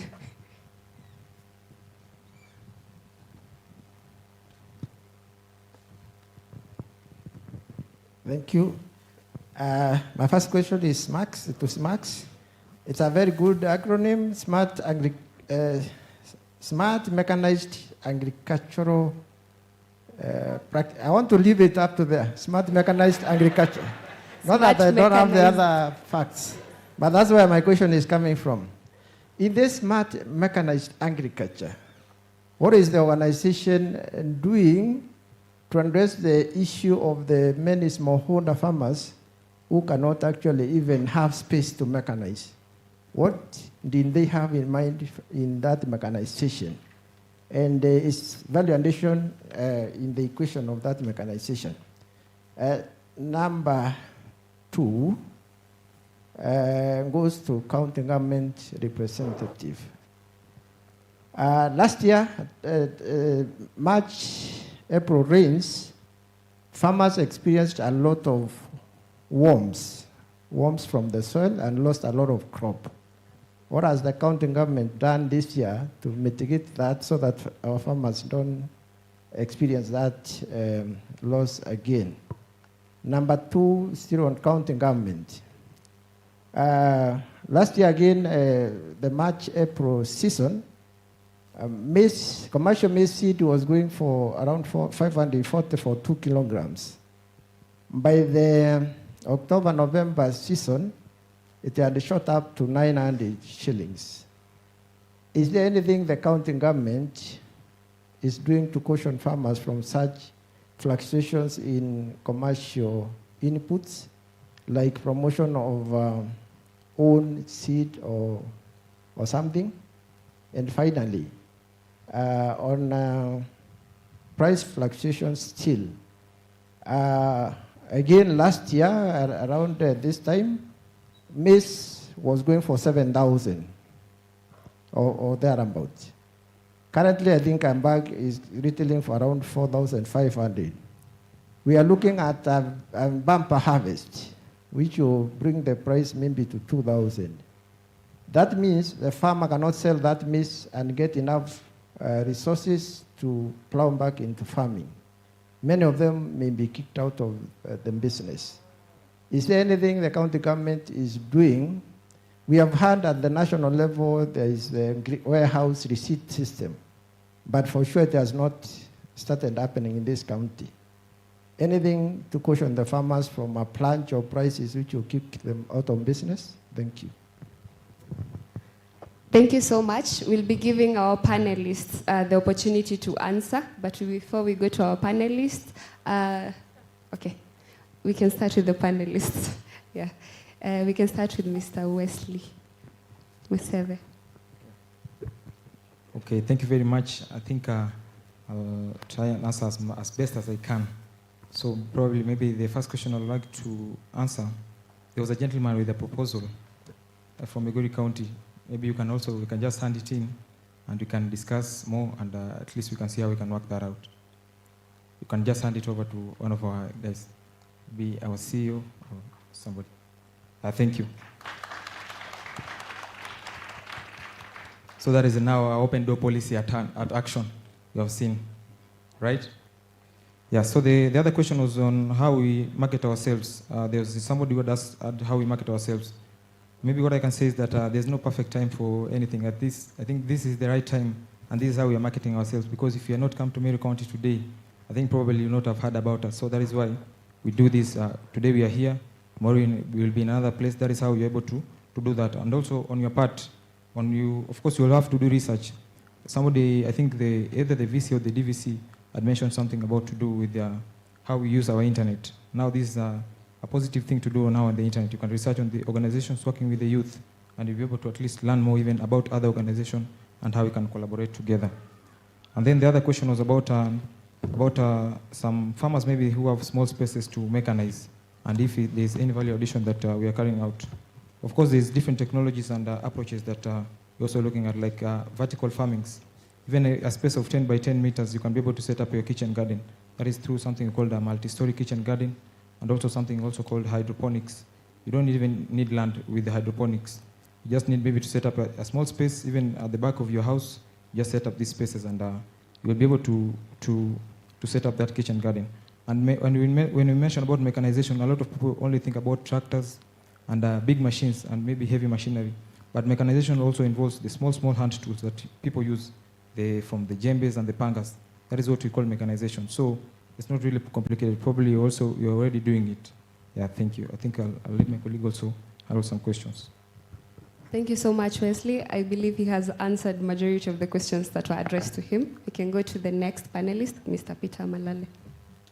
Number one, I would like to assist our great man behind. Smachs Foundation stands for Smart, Mechanized Agriculture and Climate Action for Humanity and Sustainability. That's what it stands for, sir. Good. Another thing that I would love to also make it clear, Smachs Foundation is themed in food security. How best are we going to enhance the food security aspect? Number two, we're also looking at climate action. How best are we going to come up with strategies and mitigation approaches on how we can tackle the issue of climate change? Those are the biggest areas that Smachs Foundation is looking at, agriculture being the epicenter of everything. So for those people who are looking at partnering with Smachs, the way my colleague has talked about an open policy, where we allow everybody to come and share their ideas. How best can we work them out? Englishmen do say a journey of 1,000 miles begins with a single step. That journey has actually started, and it has started with our brother from Migori. So if you have an idea, feel free to share with us. We have a very working systems that we have put in place. How best are we engaging the youth? How you can write to us, and how best we can also help out. One of the questions that I've had, the tree planting. With the Smachs Foundation, our major focus is not just planting trees. We are focusing on growing trees. How best are we going to enhance the growth aspect? The conversation is planting trees, we go, we plant trees, then we go. That's not what Smachs believe in. Smachs believe in sustainability. How can we sustain these trees?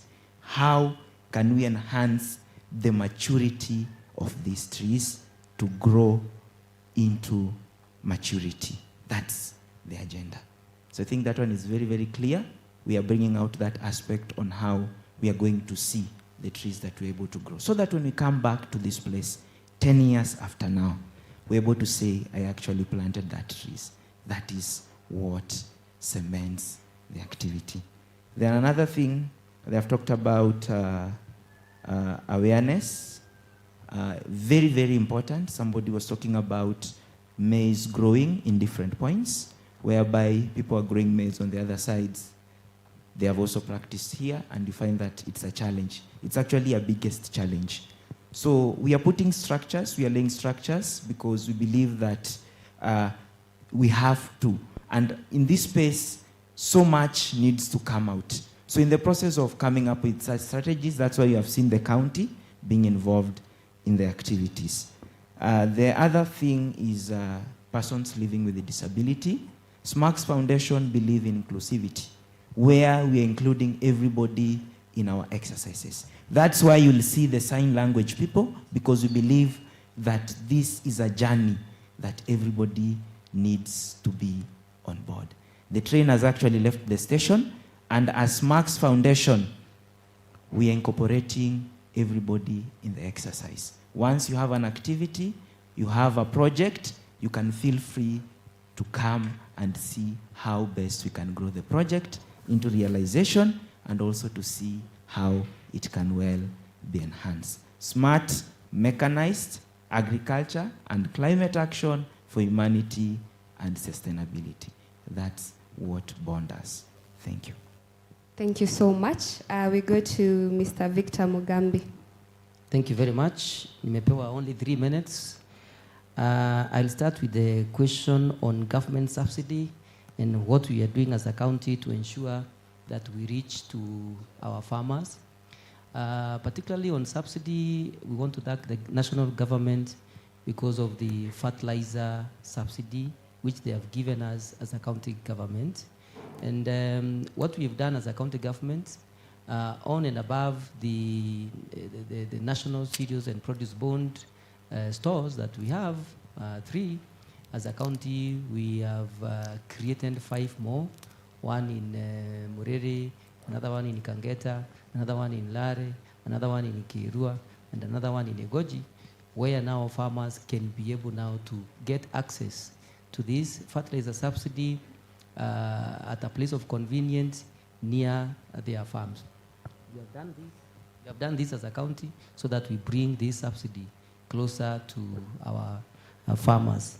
Somebody asked about what we are doing to students and clubs. Yes, we are doing a lot to students. First, as a county, we offer you attachment, and we've been offering attachment to students at various levels, in universities, those in polytechnics. We have been giving them attachment where they can come and learn the practical experience of what they have learned in the years of their schooling. And we are doing this, and we have even we've had some from this great university. We also have been hosting students on academic trips. They come and they want to learn what we do as a county, those in agriculture, where we have our farms and models and demonstration plots, and we take them for that. And also we have field days for students, and we'll be inviting students for such, so that they also learn and try to mix what they learn in the field and what they learn in class. I have also been asked a question on the issue of high price for maize seeds. And the question was, as a county, are we taking any cautionary measures, any mitigation efforts? Yes, we have. And we have procured, we have set aside in our budget 11 million shillings to procure 2 varieties of maize seeds, one for the upper part and the other one for the lower part.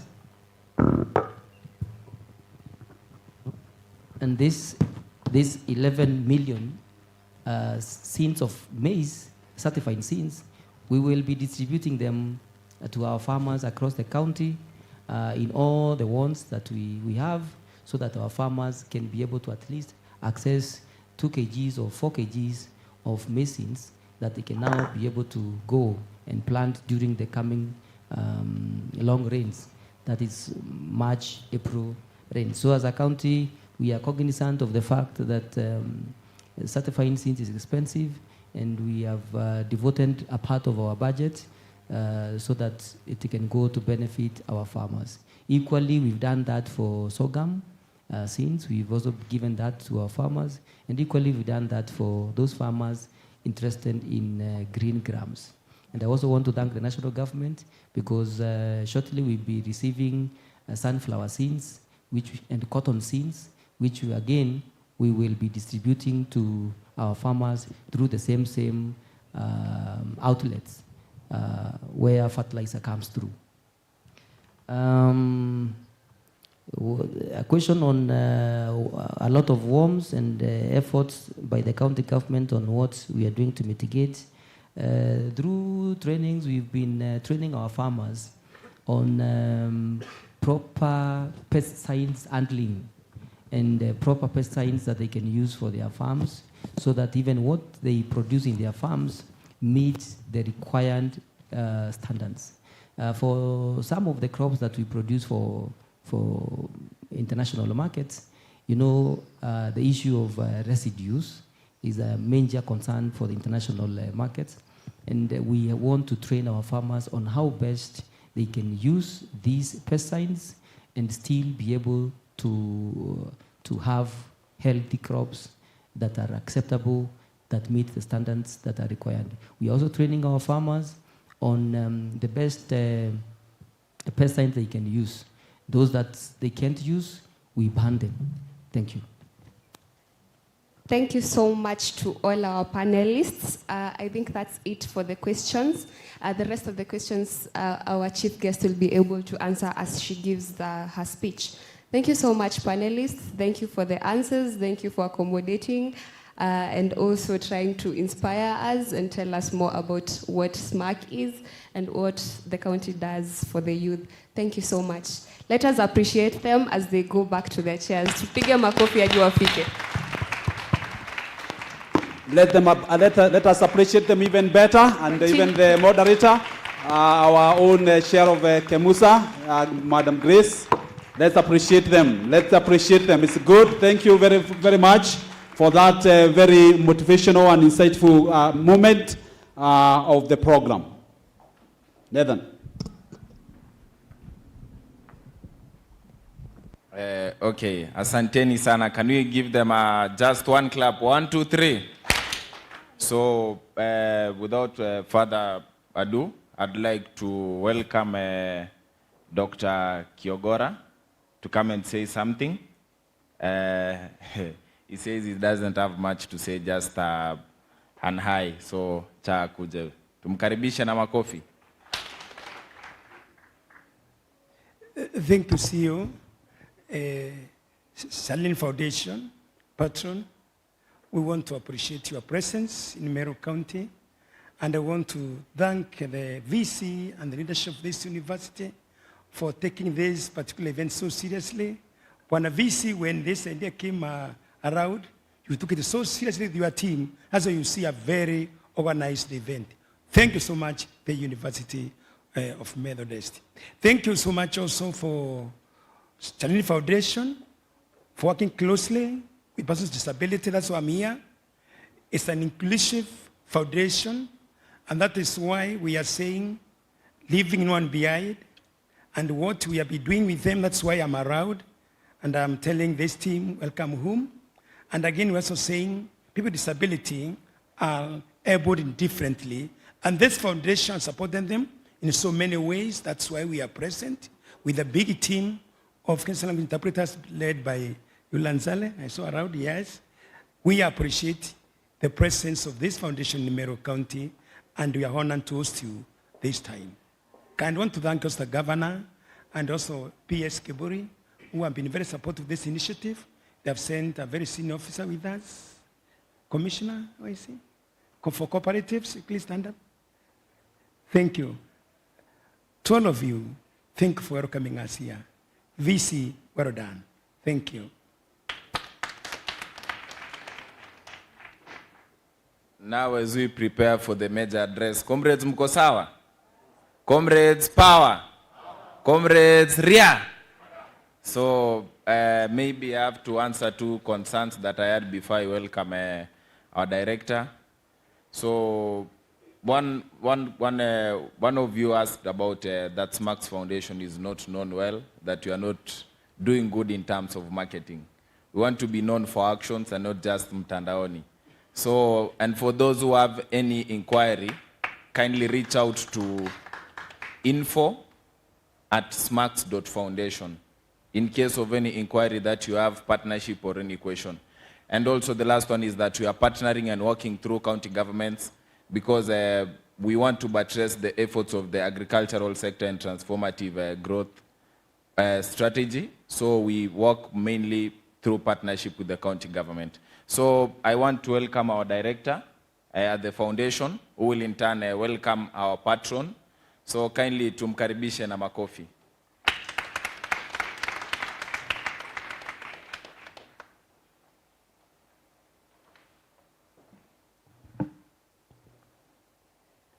Good afternoon.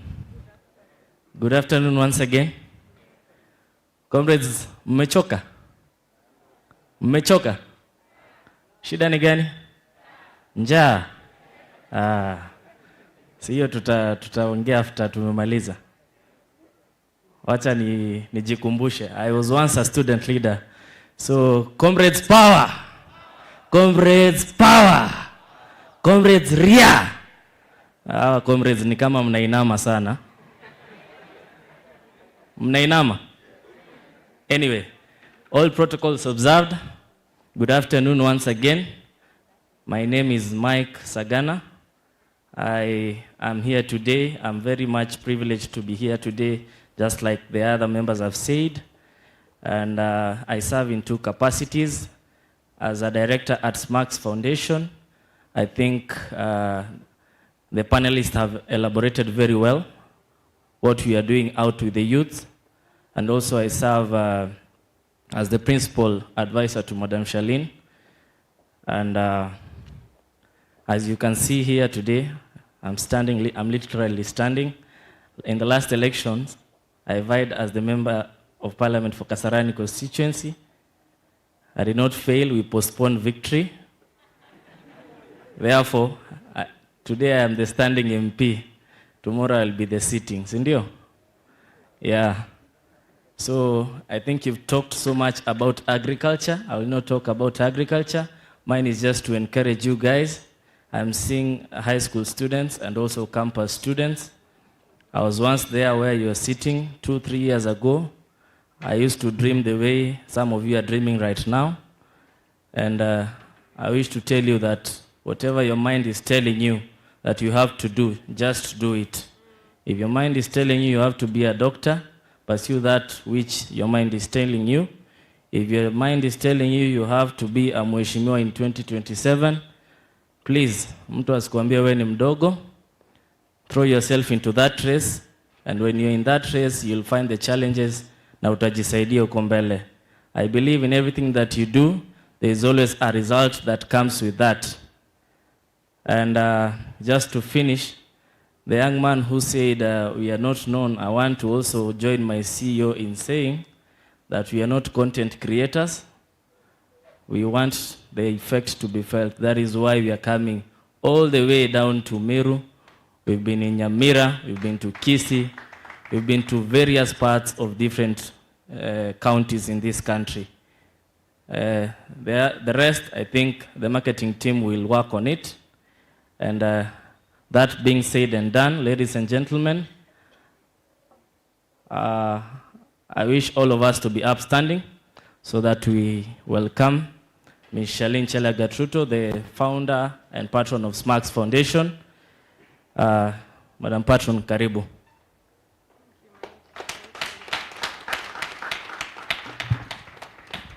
Okay, thank you. We may be seated.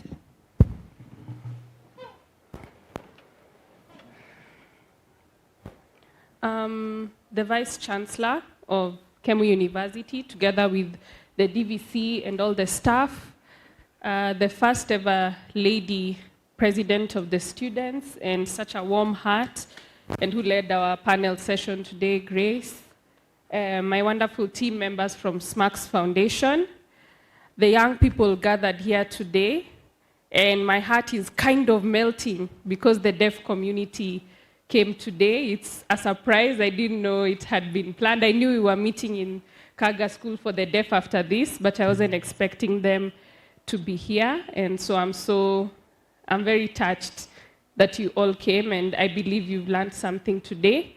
I work with the deaf community very closely and have a special place in my heart for them, for each one of you. So God bless you, and thank you for coming. Hamjambo. You're well? Good. Naona, my colleague Wesley was saying, Jana, you are jovial. Today, you're too quiet. Why is that? Enja? Sawa. Hiyo tumenote. Director amesema tutapanga mambo ya njaa, si ndio? So, see, that means we become jovial. Yeah, because we are young people, we have the energy. Nataka tuchangamke. I know we've had a very heavy panel session, but it's also been very informative for me as well. And the reason we decided to do one on agriculture, yes, one of the 30 things I work on, or a part of our climate action and agriculture, and we do this through Smachs Foundation. But the reason we picked on that topic today is because Meru is known for agriculture. Sindio? It's not my first time in Meru, I've come many times, and I can never get over the freshness of the food in Meru County. So this is a very blessed county. And because I come from an agricultural county as well, Uasin Gishu, I know it's truly a blessing to be in a county where agriculture is the main forte. So as I was coming today, I really also want to thank Dr. Norman Kiogora, the director of the Kenya Institute of Special Education. He's the one who has planned this whole trip and has been our coordinator and convener. And he told me last year in about October that he'd like us to come to Meru and to come to KeMU. So I received the letter from the school about the different areas that you'd like me to speak on, which I am going to speak on. And those areas specifically were values, mentorship, and financial literacy. Madam, one of the staff here had mentioned about the 3 thematic areas I work on under the 30 Things agenda. And how these 30 things came to be is I reached out to the young people via my various social media platforms, and I asked them to write back to me and tell me which areas would you like me to champion for you.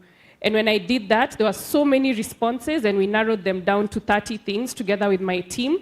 And these 3 things we are going to speak about today, values, mentorship, and financial literacy, were some of the key things that young people wanted me to advocate, to champion, to support them in. And especially the area of mentorship. That was the #1 thing that the young people reached out and said that's one thing they would really like. And it really surprised me because I thought it would be finances, I thought it would be jobs, I thought it would be entrepreneurial skills, but mentorship, meaning there's a very big gap in regards to mentorship. So firstly, let's talk about values. Our values, what are our values? Values define who we are and guide our actions. Values such as integrity, honesty, empathy, and resilience are some of the fundamental values that pave the way for your success. In a world where temptations may lead us astray, it's essential to hold on to our values very tightly. They not only shape our character, but also influence the impact we have on others and the world around us. Next, let's delve into the power of mentorship. Mentorship is like having a guiding light in the darkness of uncertainty. Mentors offer invaluable wisdom, support, and encouragement as you navigate the complexities of life and career. Seek out mentors who inspire you, challenge you, and believe in your potential. Remember, mentorship is a two-way street. Be open to learning from others and pay it forward by mentoring those who will come after you. Finally, the realm of financial literacy. Money matters can be intimidating, but understanding the basics of financial management is essential for building a secure future. Learn how to budget, save, invest wisely, and plan for retirement as young as you are. Take control of your finances early on and make informed decisions that align with your long-term goals. Remember, financial freedom is not about amassing wealth, but about having the freedom to pursue your passions and live life on your own terms. In conclusion, values, mentorship, and financial literacy are not just concepts to ponder. They're the cornerstones of a fulfilling and prosperous life. Embrace your values, seek guidance from mentors, and empower yourself with financial knowledge. As you embark on this journey called life, may you stay true to your values, may you find wisdom in mentorship, and achieve financial security for a better tomorrow. Earlier this week, I was at Citizen TV at the Kenya's Gold Forum, speaking about young people in agriculture as a youth champion. And I said a very stingy statement, you know the truth hurts. I said that as young people, we should not sit and be lazy. And it really caused an uproar on social media. And I stand strong with my statement. And I want to give you examples. Because there are people who said, you know, you're only saying that because your father is the president, you have everything in life. But I want to ask those people, if myself, I decided to sit and be lazy, would I have woken up at 4 a.m. this morning to begin the drive to Meru County to be here on time for this function? Actually, would we even have had this function? Would you even have had that Charlene is coming to talk to you? If I decided to sit and be lazy, probably would never have heard about that. Another example, we've had a part of the team from Smachs Foundation here today. And I want to tell you, when we started out as a foundation, we didn't have any funds. But these young people came and said they will volunteer for free. And they volunteered for 6 months, 10 months, just because of the passion they have for agriculture and climate action. That in itself shows youth who are not sitting and being lazy. One of the things I work on is sports, arts, and talent promotion. And so I formed a basketball team that has both hearing and deaf members of the society. We have monthly tournaments that we do. But this week, they reached out to me and told me, Charlene, we've noticed there's a game in Embu, and we want to hone our skill even more. So please, can you support us? We want to go for that game. Aside from the monthly tournaments we are doing, we want to go for that game to make ourselves better, to increase our networks in the basketball arena, and see how we can improve ourselves. Wasn't that personal initiative? Because they could have chosen to sit and wait for our monthly tournaments. Thirdly, a text message I received last night. I have never met this person. I don't know where they got my number, but they texted me, Charlene, I'm a website designer. This is the link to my work. I'd like to do a website for Smachs Foundation. And I told them, this is very good, but Smachs Foundation already has a website and someone is working on it. But because you've presented your idea, I'm going to give you an opportunity for another company I know that needs a website. Coming back home today, there's my brother from Baringo who has talked so passionately about the work he wants to do. And I'd like to give you 15 minutes once we are done here. I'm requesting the VC to give me his office so I can sit and listen to your ideas and see how I can support you. This is what I mean when I say, as young people, we cannot sit and be lazy. We have to identify the opportunities that are there for us. Don't be afraid to stand and make your statement. Don't be afraid to send a text message or a call to someone. Sometimes I know we are afraid. What will this person think? What will they say? Will they even reply? but do it afraid. Even with the little fear you have, do it afraid, because what will you lose at the end of the day? The best someone can say is no. The best they can do is give you an opportunity. So I'd like to encourage each one of you. I know there are many problems we face as young people and many challenges, but why can't you choose, instead of being a part of the statistical problem, why can't you give a solution to the problems that you face? Thank you so much, and God bless you.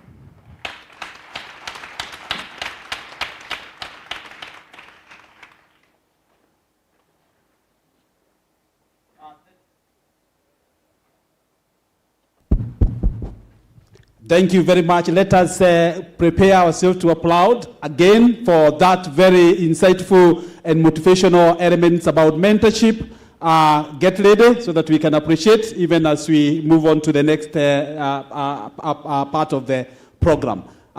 We'll do 5 factorial. So let's start.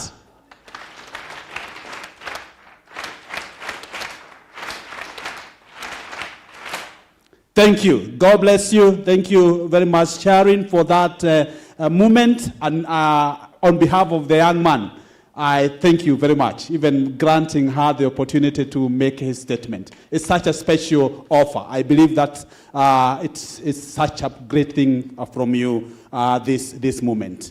We are about to get to a point of passing a vote of thanks for the event. And I think we do the gifts, then we'll do the photo of thanks following that. So the one in charge of the program of the gifting, please, so that we can give the gift, that would be good.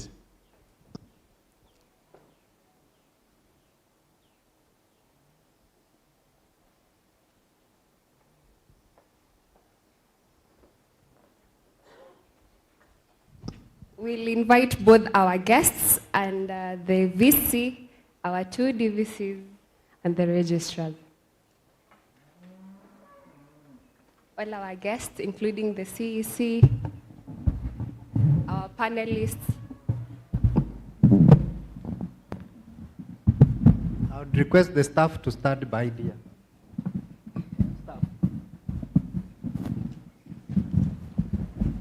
All the staff present, please stand by that. Members of staff who are here, you're invited to be part of this because we are a community.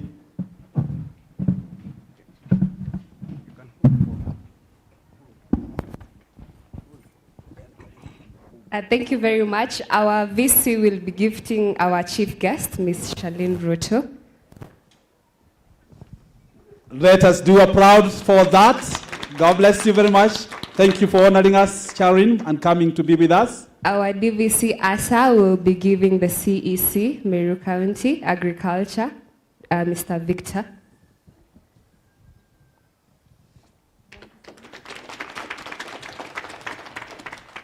Our DVC APF will be gifting our panelist, Mr. Halale. Thank you very much. Thank you, Peter. And our registrar academics will be gifting our other panelist with the sweet name. Bonham 7. Mr. Wesley. Thank you very much. God bless you. And finally, our registrar will be gifting the director of Smachs. Smart, mechanized agriculture and climate action for humanities and sustainability. Yes, thank you very much. Santi sana. Thank you so much. We are done with our gifting session. Our VC will have the honors of gifting our chief guest with one of our hoodies from KeMU. She will leave KeMU branded. Thank you. Beautiful. Thank you very much. Thank you so much. We can now take our seats. Sorry, I had slightly forgotten. We also have a few gifts, very unique gifts from Smachs Foundation, and we'd like to invite the VC, Dr. Kiogora, the CEC, Agriculture.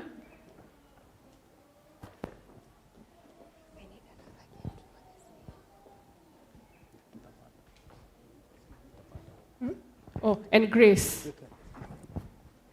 So what we are gifting you, first of all, is honey, organic honey. And we're gifting you a notebook, but this notebook is very unique. Once you're finished writing in it, go plant it in the ground. It's going to grow and become a tree. Wow. Yes. It's an innovation by one of the young people we work with. Then this is a pen. So this pen is very unique. This one is written chili. So at the end, it has a chili seed. So you go and plant this seed in your backyard or at KeMU right from this point, and it will grow and become a chili tree. So I'll ask Nathan to present the gifts to our guests together with Mike and our two panelists.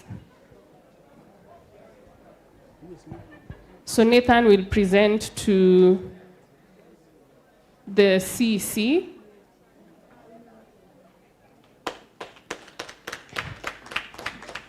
Requests Malale to present to Dr. Kiogora.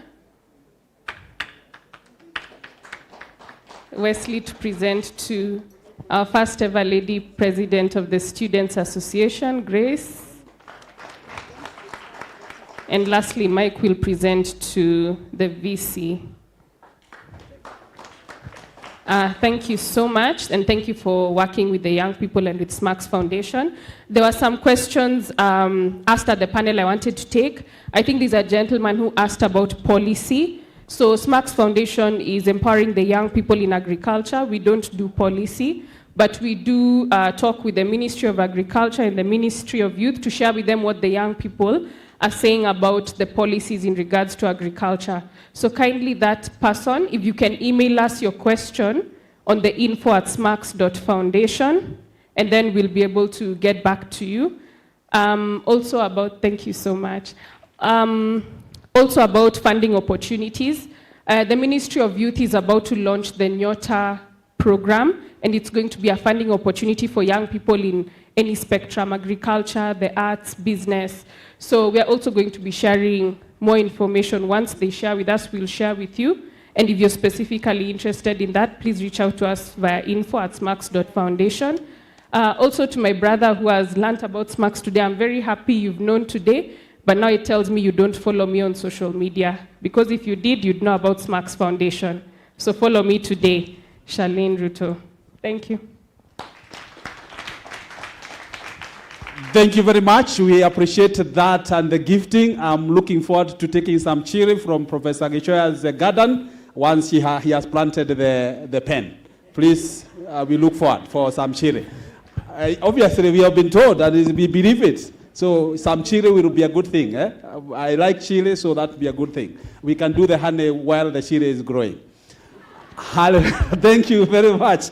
I want to invite the student chair, Madam Lempa. She could let us know her other team as she also passes the vote of thanks. Thank you, our MC of the day. Maybe I invite my team.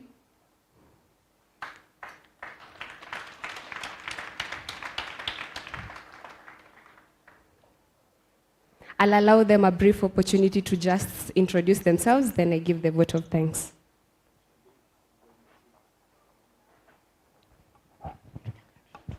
Good afternoon. My name is Sophia Gal. I'm the Accommodation, Catering and External Affairs Secretary. And here in this forum today, we have learned a lot considering agriculture, youth empowerment, and a lot of things, and we are very grateful to be here. Okay, thank you. I'm Masai Chebet, the Sports Clubs and Entertainment Secretary. I would like to briefly touch on what the DVC presented in terms of the school gym. So, Ms. Charlene, we've had a lot of issues with students concerning their mental wellness, concerning the physical fitness, and also we need an activity that would keep the youth away from drugs and a lot of substance abuse because they need to be kept busy. So in our school, we have a school gym, but it is not well equipped. And I have gone with one of your officials to the gym, and we have taken pictures. I'm sure he will share that with you. We had also written a very comprehensive report of what we need, exactly the equipments that we need, and how much it would cost us. So the average to revamp the school gym here will take about 1.5 million. We would really like help from your organization, because I was reading the 20 things that you want to do, and part of it involves substance abuse and mental health and sports and arts. So that is us. Thank you so much for coming. Personally, I'm a big fan. Thank you. Good afternoon. My name is Brian Onduso. I'm the treasurer. I'd like to thank the Smachs Foundation for taking their time, traveling all the way from Nairobi. I hope we've all learned a lot just as we have, and we encourage you to visit more schools and keep encouraging them. Thank you. Good afternoon. My name is Maina James Kiguta. I am esteemed to be your Secretary General, and thank you, Madam Charlene and your team, for gracing this event. I'd also like to thank you students for turning up in numbers.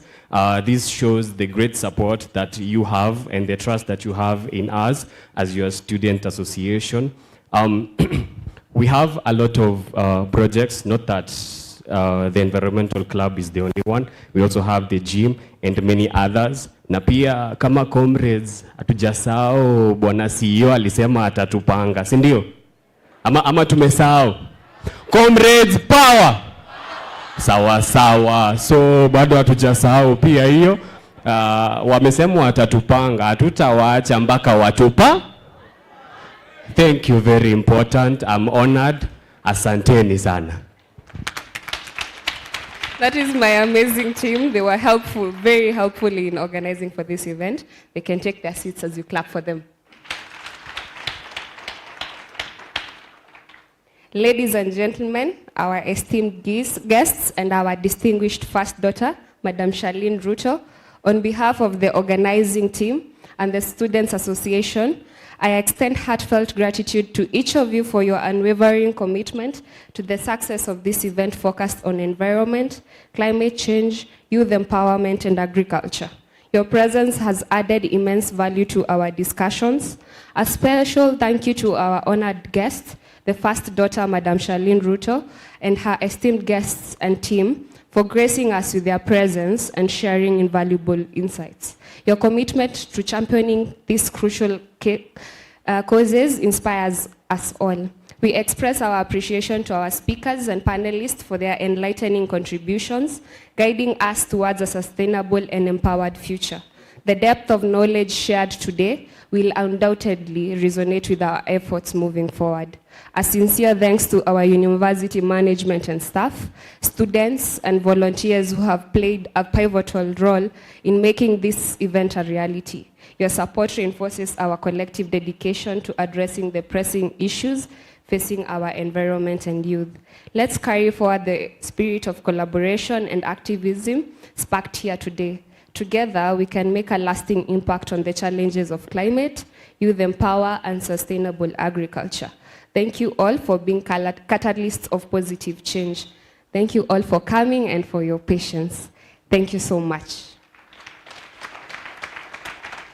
And thank you very much for thanking us. We appreciate indeed. Asante sana.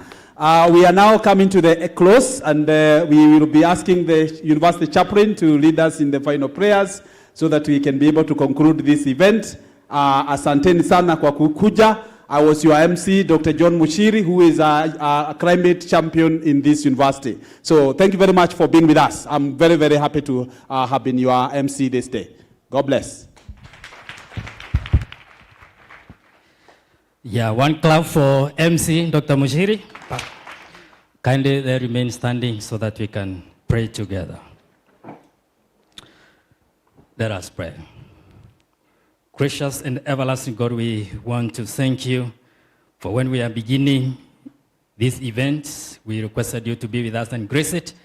Almighty Father, everything that has taken place here, Lord, it has taken your direction, your instruction, and power.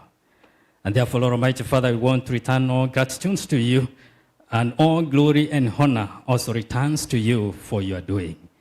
And at this moment, even as we come to the end of this event today, we are praying particularly for the first daughter and this foundation that she has founded, and the entire team, that Almighty Father, because they are propagating this gospel of liveliness in all the perceptions and the institutions and everywhere, Lord Almighty Father, in this country. This moment in this field, we want to present her together with all our partners and all parties that are involved with her into your hands, Almighty Father, that you continue to bless that which she is doing together with very many other partners and stakeholders. And therefore, we're praying for your protection upon her together with the entire partnership. And God Almighty Father, even unto us, we are praying that you instill that spirit of practicability. So Almighty Father, everything that we have taken from here, everything that we have received, everything that you've heard, everything that we've seen, and everything that we have learned, Almighty Father, enable us to put it into practice so that we can propagate this same gospel, which is graced by you. And even as you enable us to depart, Lord Almighty Father, and depart us with your blessings, in the name of God the Father, God the Son, and God the Holy Spirit, we pray. And now may the grace of our Lord Jesus Christ, and the love of God, and the fellowship of the Holy Spirit be with us now and forevermore. Amen. God bless. Standing for the national anthem.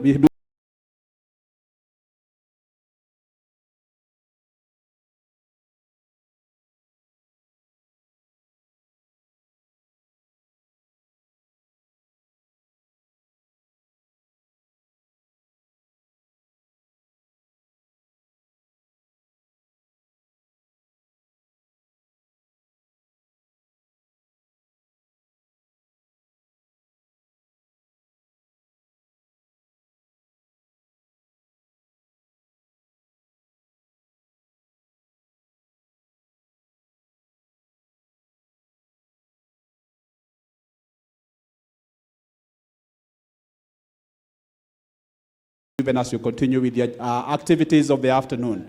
God bless you. In our university chapel, there is an event going on there on gender-based violence. Those of us from the university, you can participate and be part of it, even as you have the rest of the afternoon. God bless you. Thank you very much for coming. The students, you have lunch reserved for you in our dining hall. All the students, you have your lunch reserved. Please go to the dining hall. You have lunch. It is actually set for you. Please go there. Take your lunch. God bless you. And including the Bishop Lawi Matthew students, you have a lunch reserved for you in the university. Please go and be there.